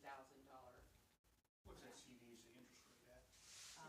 It was paying 3.95%. What we'll do is, it's not a CD, it's actually a government savings fund, and when we hit January 1st, we'll go ahead and put it back into some higher, hopefully higher yielding CDs, because the CDs we're getting 4.25%, I believe. They're short-term 3-month CDs. So, and if anybody knows Monty here, Monty Chauncey. Share. Monty Share. He is our Edward Jones investment representative. He's out of Paola, but he does live here in Lynn Valley. We received our check for the tax sale proceeds, which was $21,122. That was a result of going in before the tax sale and filing liens. We worked with a great group of people and a judge that was very sympathetic to our cause and accepted these liens. This next year, liens will be filed much earlier, and we'll More get into timely. that. I have a question on that. Brenda, Yes. did you get your answer on how to post that check? Yes. Okay. And it's already been Okay, deposited. okay. Okay, we have a spillway change order from McClure. Doug brought it up, I'll say it again, it's additional documentation that Kansas DWR is requiring for technical specs, design report, and plan updates. Without this, we will not be considered for permit or grant money. I motion that we, paid McClure the $10,830 for that change. I second it. So they approved. All in favor? Aye. Opposed? Terry said aye? Yes. Yes. Okay. All right. Okay. Now, we're gonna come up to the final demand letters and notice of intent to file lien for 2-year delinquent owners. And this is a huge undertaking. It will continue to be a huge undertaking. It's going to put a lot onto our office. It is gonna put a lot onto our real estate committee, because they are gonna have to field calls on this. What this is a notice to people who are 2 years or more delinquent that liens will be placed on their properties, and they need to pay their assessments. And what happens with those liens is, number one, if they try to sell the property, that money needs to be collected out of the proceeds of the sale of property and sent to Lynn Valley Lakes to satisfy their dues. Or, what was I gonna say? Number two, when it goes to tax sale, those liens will have been properly filed early enough that there won't be any questions regarding them when the tax sale comes up. And we'll get whatever monies that are collected above what the state and the county are asking for. We'll get those proceeds back to us. What we've done in the past is we've been losing that money. As I said earlier, we got $21,000 this year, not a ton of money, but it's better than just letting them go to tax sale and letting the county take the money. It's only 26. Yeah, and that was 26 properties. 26 and- properties. And right now, there's something around 300. 300 that'll Now, be going into that's tax. probably gonna shrink as people, will pay, but Right. still, if you think about, we're talking 10 times, the Right. number. Right, so,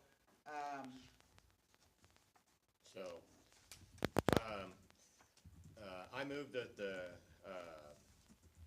Finance and Real Estate Committees work together to send a final demand letter to all persons or entities that are more than 2 years delinquent on assessments.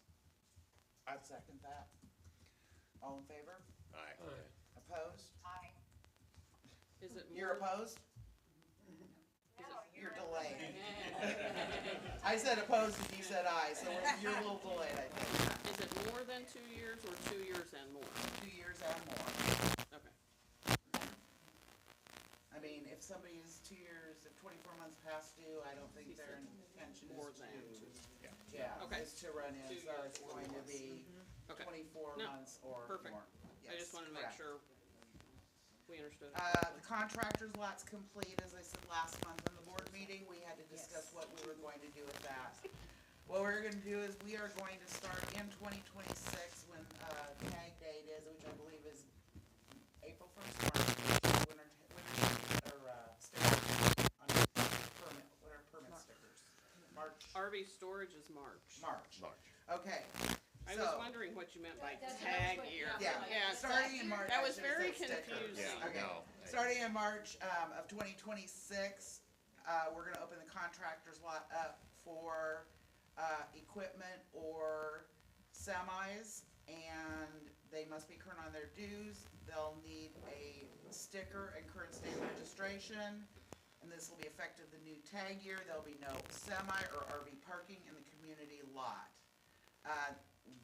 The new tag rate, or to park in the contractor's lot is $200 a year. Like I said, you have to have that, registered with the state of Kansas and have a current. And you'll be assigned a assigned space We will in have that. assigned spots in the contractor's lot. Those were previously, I mean, they were just parked there, right? Yeah, it No was just, revenue. there was no rhyme Correct. or reason. Looks a lot better. Um, you know, a sign will go up, no RV parking, no, semi parking in the community center parking lot. So, But, And but the that, contractor's lot is not for RVs. Right. correct. The Correct. contractor's lot is not for RVs. Looks a lot better. Check with the city on zoning, because that's R1 down there as best as I can tell. And there's an ordinance against parking in R1. So just check with the city. On the contractor's lot? Yeah, that whole area down there is R1. So. Okay. Losing Terry here. Okay, I'll Do you check want with me the to make a zoning motion on then, that. or?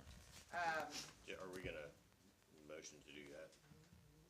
Or did we already? Somebody needs to make a Oh, motion. no, did we already? No, you haven't made a motion. Okay, I didn't think so.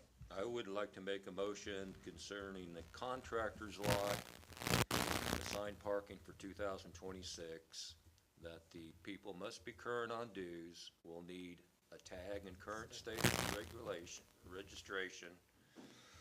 Effective new tag year, there'll be no semi or RV parking in the community center lot either, and the new tag year rate will be $200. All in favor? Yes, second. I'll second that. All in favor? Aye. Opposed? Okay. Now we're gonna move over to the RV storage lot. We are planning to put more gravel in 2026. The RV storage lot is being, people using it are being charged $150 a year. If any of you have tried to park at a storage facility, the last we tried to park ours, we were in Olathe, we were parking at Ford, we were paying $155 a month to store there. I don't know how long we've had $150 a year here. I know it's been 10 years because we've always paid $150 a year. Because of the work we're putting into it, my suggestion is that we raise the rate to match the contractor's lot to $200 a year. And like I said, with that, we will be putting additional gravel in, and we're still working on cameras for different areas around the community. Again, you need to be current on your dues, and it needs to be tagged to be parked in there, in the RV storage lot. I motion that, the 2026 rate for the RV storage lot, it would be $200 a year. I second that.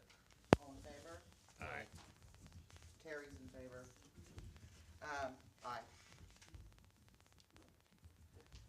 We have, expenses coming up and need approval for, help me, Egler and Gettert. Egler and Gettert to do our financial audit for 2023. The cost of that being $4,000 plus travel other out-of-pocket expenses. Need somebody to make a motion. Terry. Terry, we lost you. Yeah, Terry made the motion. Terry made the motion. I'll second that. We can't hear. Here, can you do that again, Terry? Yes, I make the There you motion go. to approve the $4,000 plus travel and other out-of-pocket expenses for the 2023 audit. I'll second that. All in favor? Aye. Opposed? Aye.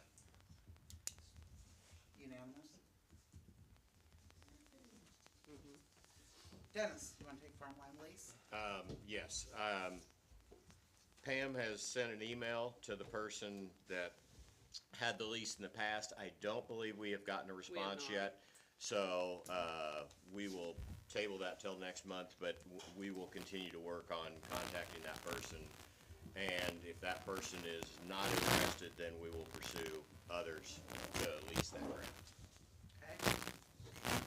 Brenda, can you talk briefly about Coast to Coast? Yeah, Coast to Coast, as we talked about last time, it was actually costing us money to have them camp at our location. We reached out to them, we looked at the different options of could we charge them more? We could, but then everything was going to come back on us as far as tracking down that money and following those people that were not part of our, community. So it turned into kind of a nightmare for us to try to track that. So it was decided that really our best option is to disengage our relationship with Coast to Coast. Okay. I make a motion that we disengage our agreement with Coast to Coast. Second that. All in favor? Aye. Aye. Opposed? Last month, there was not a October meeting with the city. Hopefully, we'll be having one Monday night.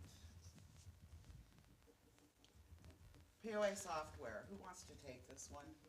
I will be glad to make the motion to do it, but I don't know if. That's what I'm saying, who I know wants what to? it Well, is. I was gonna say if somebody else that knows more about it Yeah. wants to. Brenda, if you wanna come up to this mic Yeah. so that everybody can, So we found an option, a program called HOA Life, and it's a program that's built around a community like ours, and it provides the community a members portal. You can actually go out and view your account online, you can make your payment online. That information, all the data, it actually works, it syncs with our QuickBooks, so all your data and your payment information, all that syncs back. So it's cost efficient and it helps our office automate a lot of the payment solutions that we were looking at. This program can do that. It also has some other features for communication with the community. It's the closest thing we have found as far as a portal or a program for us to use for our community going forward in 2026 to help us automate, communicate, make payments. I mean, it just does an abundance of options that we were looking for. So we are in communications with them, negotiations for pricing, and with that, we are requesting that the board quickly decide and approve us going forward at this with the final numbers, so that we would have this implemented and ready to go for our January assessments. You want to add anything to that?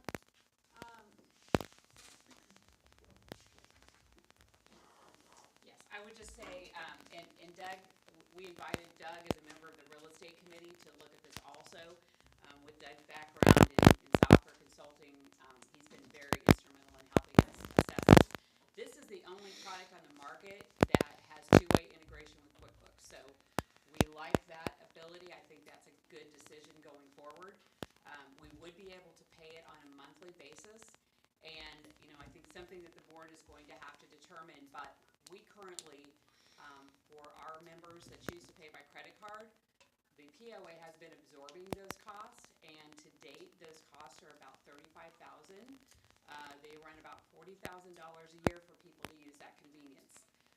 I, as a member, would like to say that I think that choose to use credit card would be the people that probably should be paying for that. We have other options, so you can still pay by check, you can still pay by cash. But we're gonna make it available so that, this would allow us, we'll say, to make it available so that you could go online and pay by ACH or pay by credit card. We don't know yet what those fees are. ACH, there would be a fee, likely of about 1.25%. I know that that's a fee, but take into account what it costs you to write a check and all that kind of stuff. So it's not that unusual of other businesses and how other businesses do things. We can't up your dues to cover the cost of this, right? Because we're very regulated on what we can do. So the way that we would do this is by just having people who still wish to do by credit card. If nobody wants to do credit card, doesn't matter, we'll save $40,000. That will more than pay for the software. The software we're estimating is somewhere around, I'm gonna say between $2,200, $2,500 a month. So that still gets us to less than the $40,000 a year. I think I got that right. So what we would ultimately hope to be able to do is it would allow us to better organize and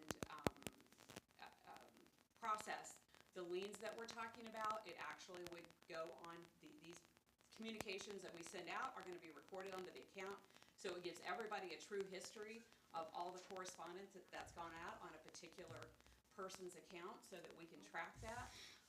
It also, as she said, would give the members the ability to go in and look at your account. How much do I owe? It would allow you to make payments if you wish to do that.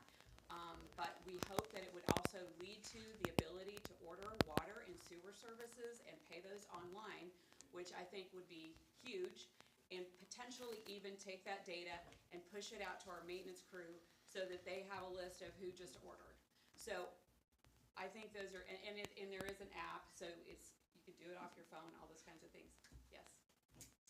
Lead to, or it would happen? I'm gonna give that to Doug because it is an AI open system and it utilizes Zapier if you're into tech stuff. Doug is best to answer that because we're gonna rely on him to help us get to that, and Brenda would be very. And folks, here's our volunteers and what they do. I mean, this is what it takes to get to a point to make a decision on something this huge. For history there, last year's board took a look with the idea that we were going to go to QuickBooks Online, what would be able to close the software gaps with that. And so we looked at 16 different systems. HOA Life was on there, but it doesn't handle multiple owners on a lot any better than QuickBooks does right now. And so we tried to go for the ultimate solution, which was very complicated, was going to be expensive and difficult to support. I've got to credit Rhonda and Brenda for going back to HOA Life and asking. So, I mean, that was the decision about 4 months ago to recycle through and look at all the other options. And they found this one. And in terms of reducing the load on the office, that's great. So in exchange for the software price of about $5, my estimate is that it's going to save us maybe $25 in staff cost doing the QuickBooks things that are now automated. So in terms of getting to a water or sewer payment, they have a request in their app that they have a action item to rename that to just straight request. It's called an architectural request right now. But you would fill out a form and you would make a payment, and then with Zapier you could get that to a task list for maintenance. And so we just need to look at whether that's a Google Sheet or whether it's something in the software that would go work with that. But the devil's always in the details. You know, you need to see it work and then say, yes, we can do that. But from the demonstration and from the investigation, it looks very promising that we'd be able to do online payments for assessments and online payments for water and sewer. Yeah, the reason I ask is because I know we've talked about it in the past.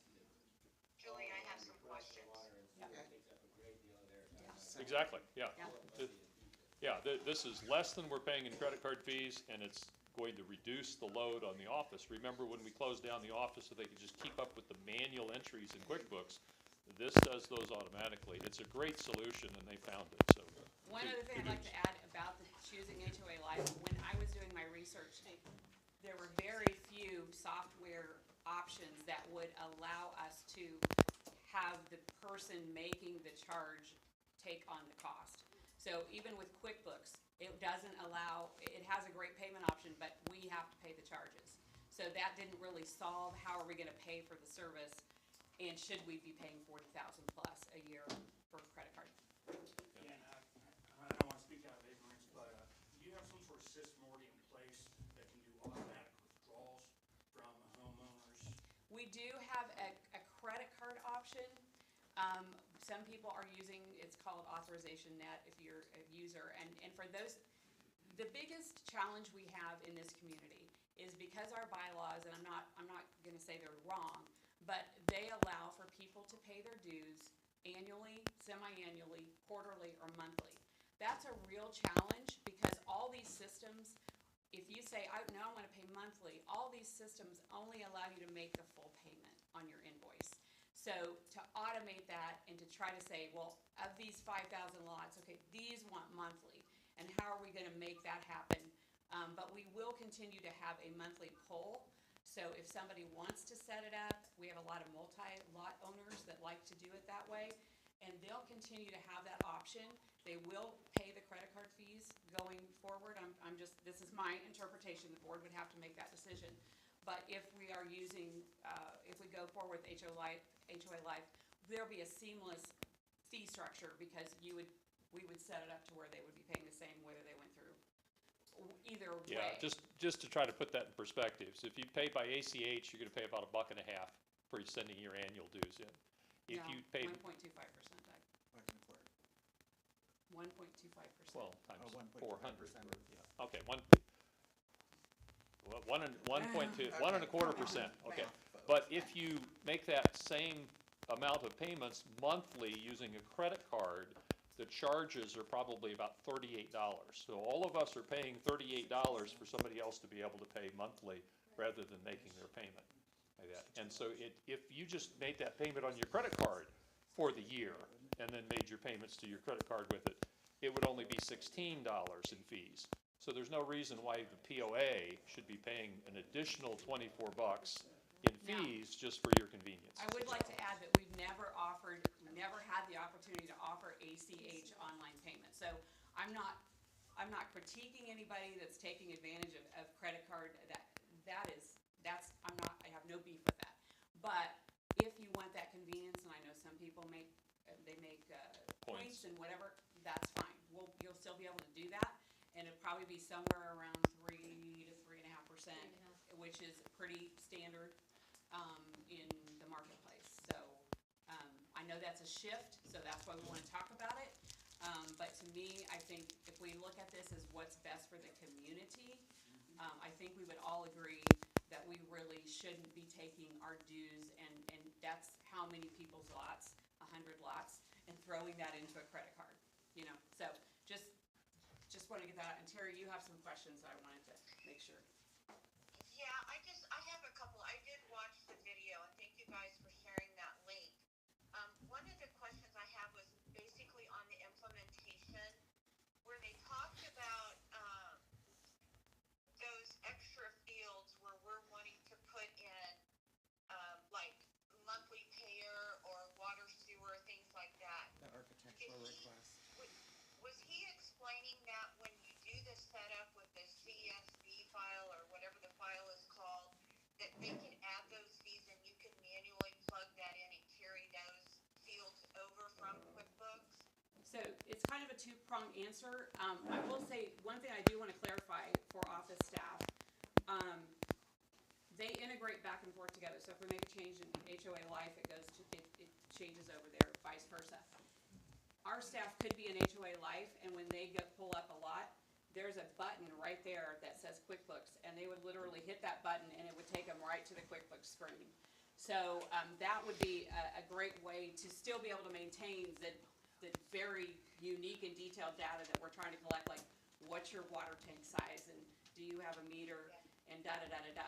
There are tags, and I'll let Doug talk about that, but there are tags that could be placed on the account that would, think about it if you ever were a contacts person, like categories. So you could say like, this person has multiple lots and they want to be billed quarterly and they want this and they want that. And that would allow us to then pick groups of people and and do batch billing. Today, we don't have that very good ability to pick multiple groups. It's a little harder. You have to bring stuff out and bring it back in and massage data. So this would give us a lot better chance of grouping like activities together to then automate them, and I'd probably let Doug explain Yeah, that better. that's great. And just to, if you're interested in the details with it, there are text fields, hand-writable fields in the HOA Life software that the office can put in whatever they want. But in their filtering and searching and everything else, they support tags and notes. Notes would be an attachment, and tags is a flag, essentially, on that system. The challenge of implementation is to take all of our QuickBooks data, put it into a file that will generate the tag, like that. And they will help with us, but we've got to do a lot of data prep. And so that's on our responsibility. But all these details have been looked at, and the three of us are pretty confident that this will work and go forward, and it will be an improvement. Will there be surprises and bumps? Yes, there will, but we've handled the cost of it, we've handled the technology part of it. There'll probably be some things that'll take longer for us to roll out, and I don't know that our community's ready to switch on a dime right now. So, if we put this in place and it's two-way integration, even if we didn't launch in 2026, the QuickBooks would still stay in sync with HOA Life, and we could add sewer services in spring or summer or something like that. Yeah, Okay, I'm gonna say Carrie that has a real- question. Yeah, go ahead. My follow-up question to this, you guys, when we were trying to implement QuickBooks, we had problems having enough staff time to do the manual entry stuff that needed to be done. How are we gonna be able to commit the staff to this new implementation? So here's two answers to that. One, as far as when we implemented before, it was a hard data transfer, right? We were taking information and we're moving it.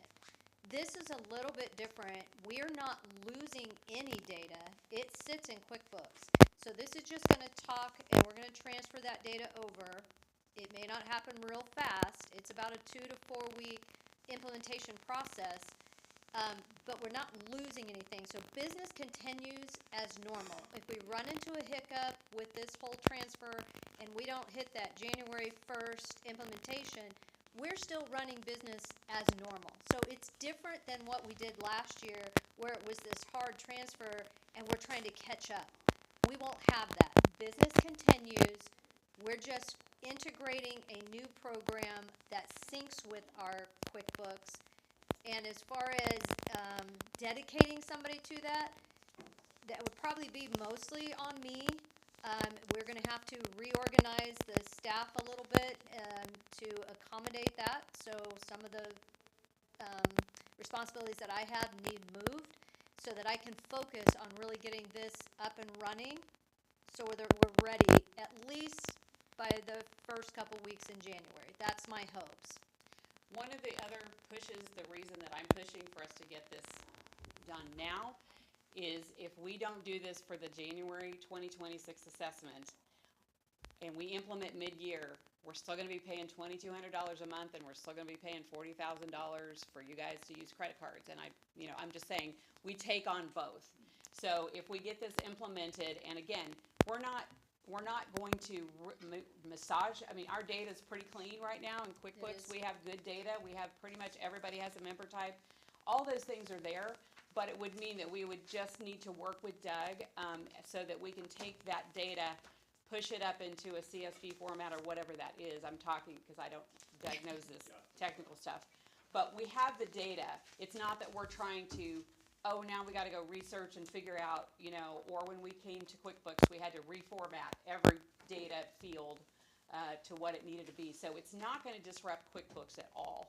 It's not going to change the day-to-day. But what we hope it will do is everything that's paid out of that HOA Life, it automatically, or I like to call automatically puts that money into our bank account, posts the money to their QuickBooks, and our staff doesn't touch it other than we see it come into our bank account and in the deposits form. So that saves our office time versus, and just remember, last year, not only was our staff processing payments, they had to bill in the new system for every new payment that came in January and February. So that was a lot different than what we expect to see in the coming year, because we're smarter, we have cleaner data, and so we're not going to have quite that extra.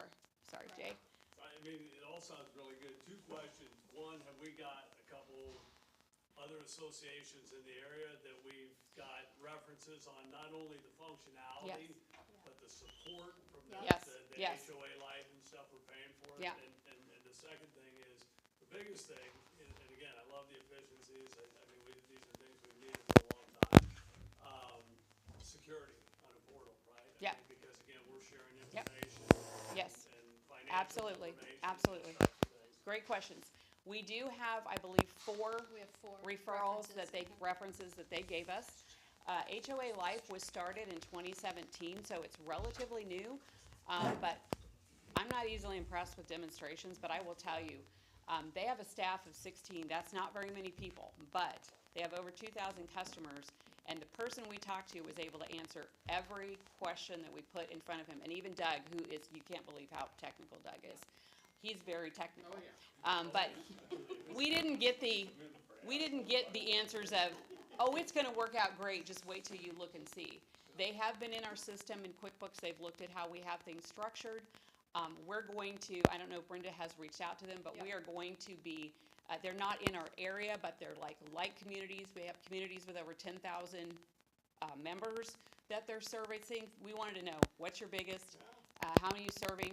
And they have built into the contract guarantees of availability. So if for some reason they're down, if they don't respond to us within certain timeframes, depending on the level of the situation, we get credit back on our contract for them, not performing. And those are the things that we're going to drill into, is how fast.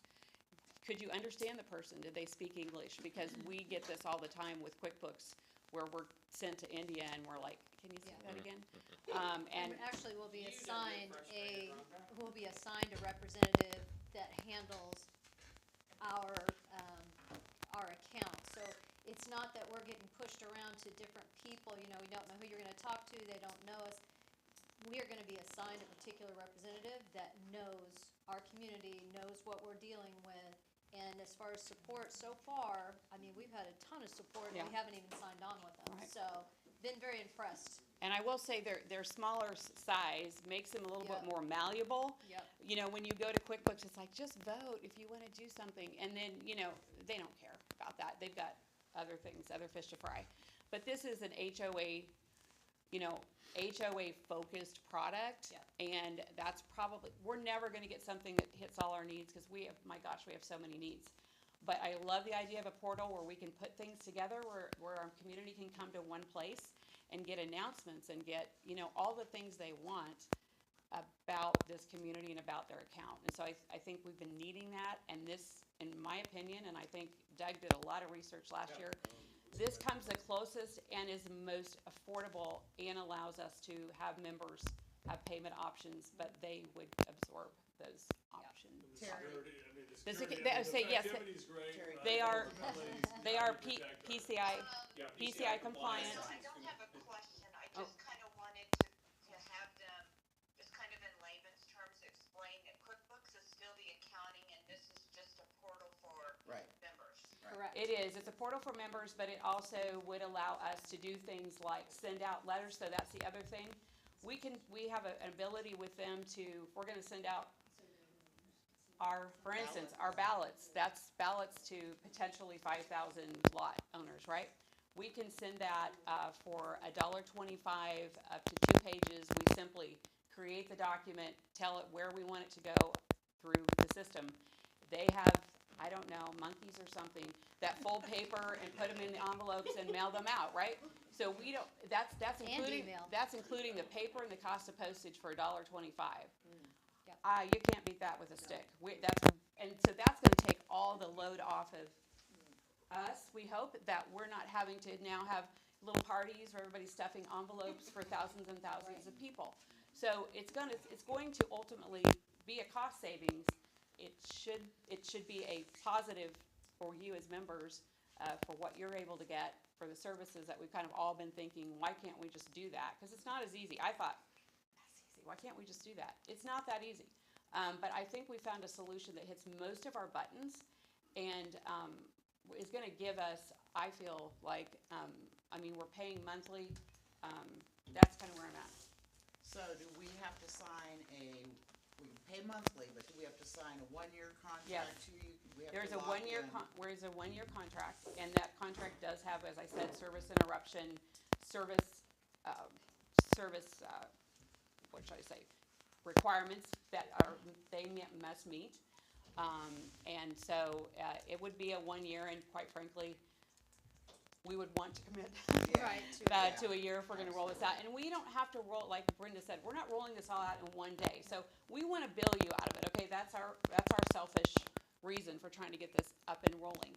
Then we can step it out to where we say, maybe it might be, you know, in February or March, we say, oh, you know, now you can do this, and maybe now you can do this. So it's not gonna be all, you know, we don't wanna overload everybody all at once. And again, it's not that next year, if it didn't work for some reason, we've not lost anything that we have to then, you know, try to go retain again. We have it. It's still QuickBooks is our main feature as far as payments and holding record. Right.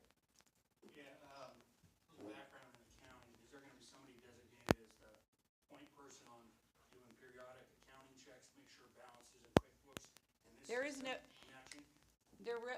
yeah, I mean, I think that's a great question, and I don't know how to answer that exactly. It's an integration, but I'm sure that we will talk through that, to make sure, obviously. Point person I was gonna say, on that system. Yeah, right, so that's the point right. person. In terms of correcting the problem, we'll also have their 16 people to assist, should there be anything, but with that many customers, they don't have an Well, information. I'm kinda thinking from an organizational perspective, somebody designated in the office to do maybe once a month or once every other month, quick double check on maybe your major balances. Hey, do they match? Right, that's just standard. Yeah, we would just be talking about AR balances, and again, that's a valid question, but it is information being integrated both ways, but yes, we could certainly put those in place. When you.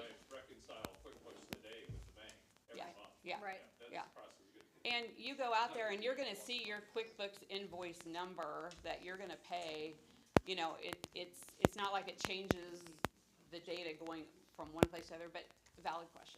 Well, yeah, I know from years of experience that you get another player into the mix, and now you need to balance, make sure. Yeah. Because sometimes Yeah. one player's, Right, Correct. you know, they Right. do a poll Right. from your system. right. You thought it was And- the right and poll, by- you weren't aware that Right. that happened. And by the way, since you bring that up, I am not chairing the finance committee next year. I am gonna continue to help with this. I will continue to be on the committee, but I'm not chairing it. So if you know somebody. His name is Chris Bouchard. Okay. There we go. So anyway, you don't have to have a CPA. Just need somebody that, honestly, my vision for this committee is if you have somebody that's able to give a 50,000-foot perspective from they can look at financial statements, balance sheets, and things like that, and help with CPA liaison and communication. If that is your jam, please reach out to us, because, you know, I'm not gonna leave this high and dry, but I'm going to go back to the life as I knew it before. But, I mean, Brenda and I communicate daily. We have been known to have 4-hour Teams meetings quite often, because we're going through stuff and we can share screens and it works out great. So please, I mean, I would love to visit with you if you have any interest, seriously. And that's not a bad thing, because I've got it all fixed now, so it's. True. Okay, if everybody's okay, I'd like to request, that somebody make a motion. I motion that we move forward, with HOA Life. I'll second that. All in favor? Aye. Aye. Opposed? Okay. two more really quick little items. We've got, I'll be running for the next, board election, and I was appointed at the beginning of this year as board liaison for the nominating committee. Since I'm running, I cannot be the board liaison for the nominating committee. Actually, the only person on the board that can be the liaison is Dennis, because all of us are running. So, I'd like to make a nomination that I'd like to nominate Dennis Keegan to be the liaison for the nominating committee. I second that. All in favor? Aye. Aye. Opposed?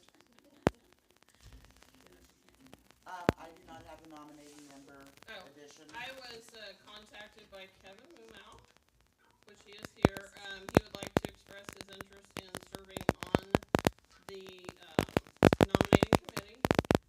We do not have anyone presently that signed up for it, so please accept his offer. And if anyone else would like to raise their hand today, the nominating committee, I send the resumes to them, they interview the candidates, and then they make a presentation at the January board meeting that you have met with all of the candidates, and if all of the candidates meet the requirements of that they're, of sound mind and, Current on no, I'm bids. kidding, that they're current on their assessments, that, they would then appear on the ballot. Okay. Do you have to be a full-time resident to be? No, sir. No. Mrs. Galvin, would you like to be nominated? I would. Who? Volunteer. Who is it? Josh? Josh, last name spelled C-H-A, B as in Bravo, O-T.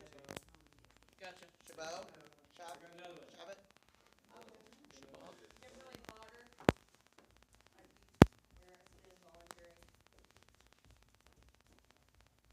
Anybody else? Tina Johns. Yeah, we only have room for 3, so we can have an election. Are we limited on how many? No. I don't know that think it there's says a five. limit. I believe I- the At covenants least, I say think it 5 says to 8. at least. I think think it it's- says 5 to 8 is what it says, I think. But Okay. don't quote me. So you have Kevin, Josh? Kevin Mumau, Josh Chabot, Kimberly Potter? Kimberly Potter, Tina Johns? Tina Jones. I'd like to make a motion that we accept Kevin Mumau, Josh Chabot, Kimberly Potter, and Tina Johns, as our nominating committee for the 2026 POA board elections. I second that. All in favor? Aye. Aye. Opposed? All right, open forum, last chance. Anybody have anything to comment, say, question, ask? I got a question for you guys. I hear, that there's talk about going down day shift after the first of the year. Have you guys made a decision on that? No, we have not. When will you know that? Hopefully within the next week. And I'm kind of curious, I think, the public want a guard out there.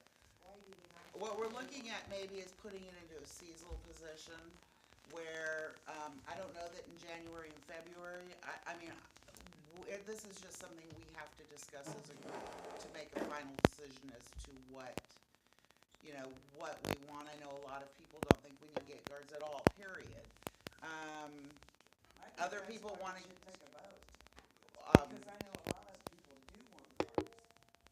I mean, I can, We got empty houses out here, nobody's lit here for the winter, and people can come in here willy-nilly and just move in on it. right, the only thing I could do is put a Facebook poll up, and I don't know that Well, I mean, and the other thing, the board, I'd like to know how each board member feels about it.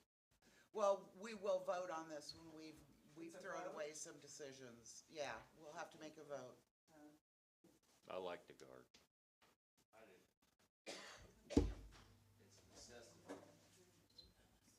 But, yeah. Pardon me? What's the annual cost of the day shift? What's the annual day shift cost for the guard?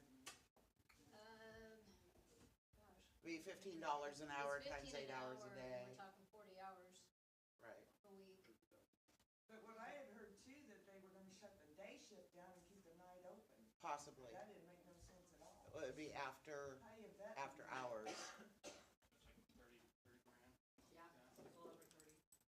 Plus any benefit, I mean. Right. Taxes, PTO time.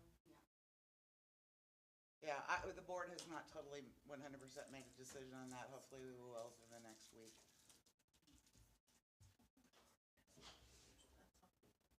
Okay, anybody else?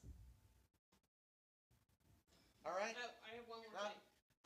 In Lacine right now, until 2 o'clock, there is a Thanksgiving community luncheon at I believe it's at the elementary school. If you would all like to attend, it's the full Thanksgiving luncheon or dinner, so.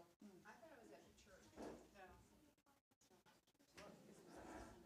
It's at the church, ain't it, man?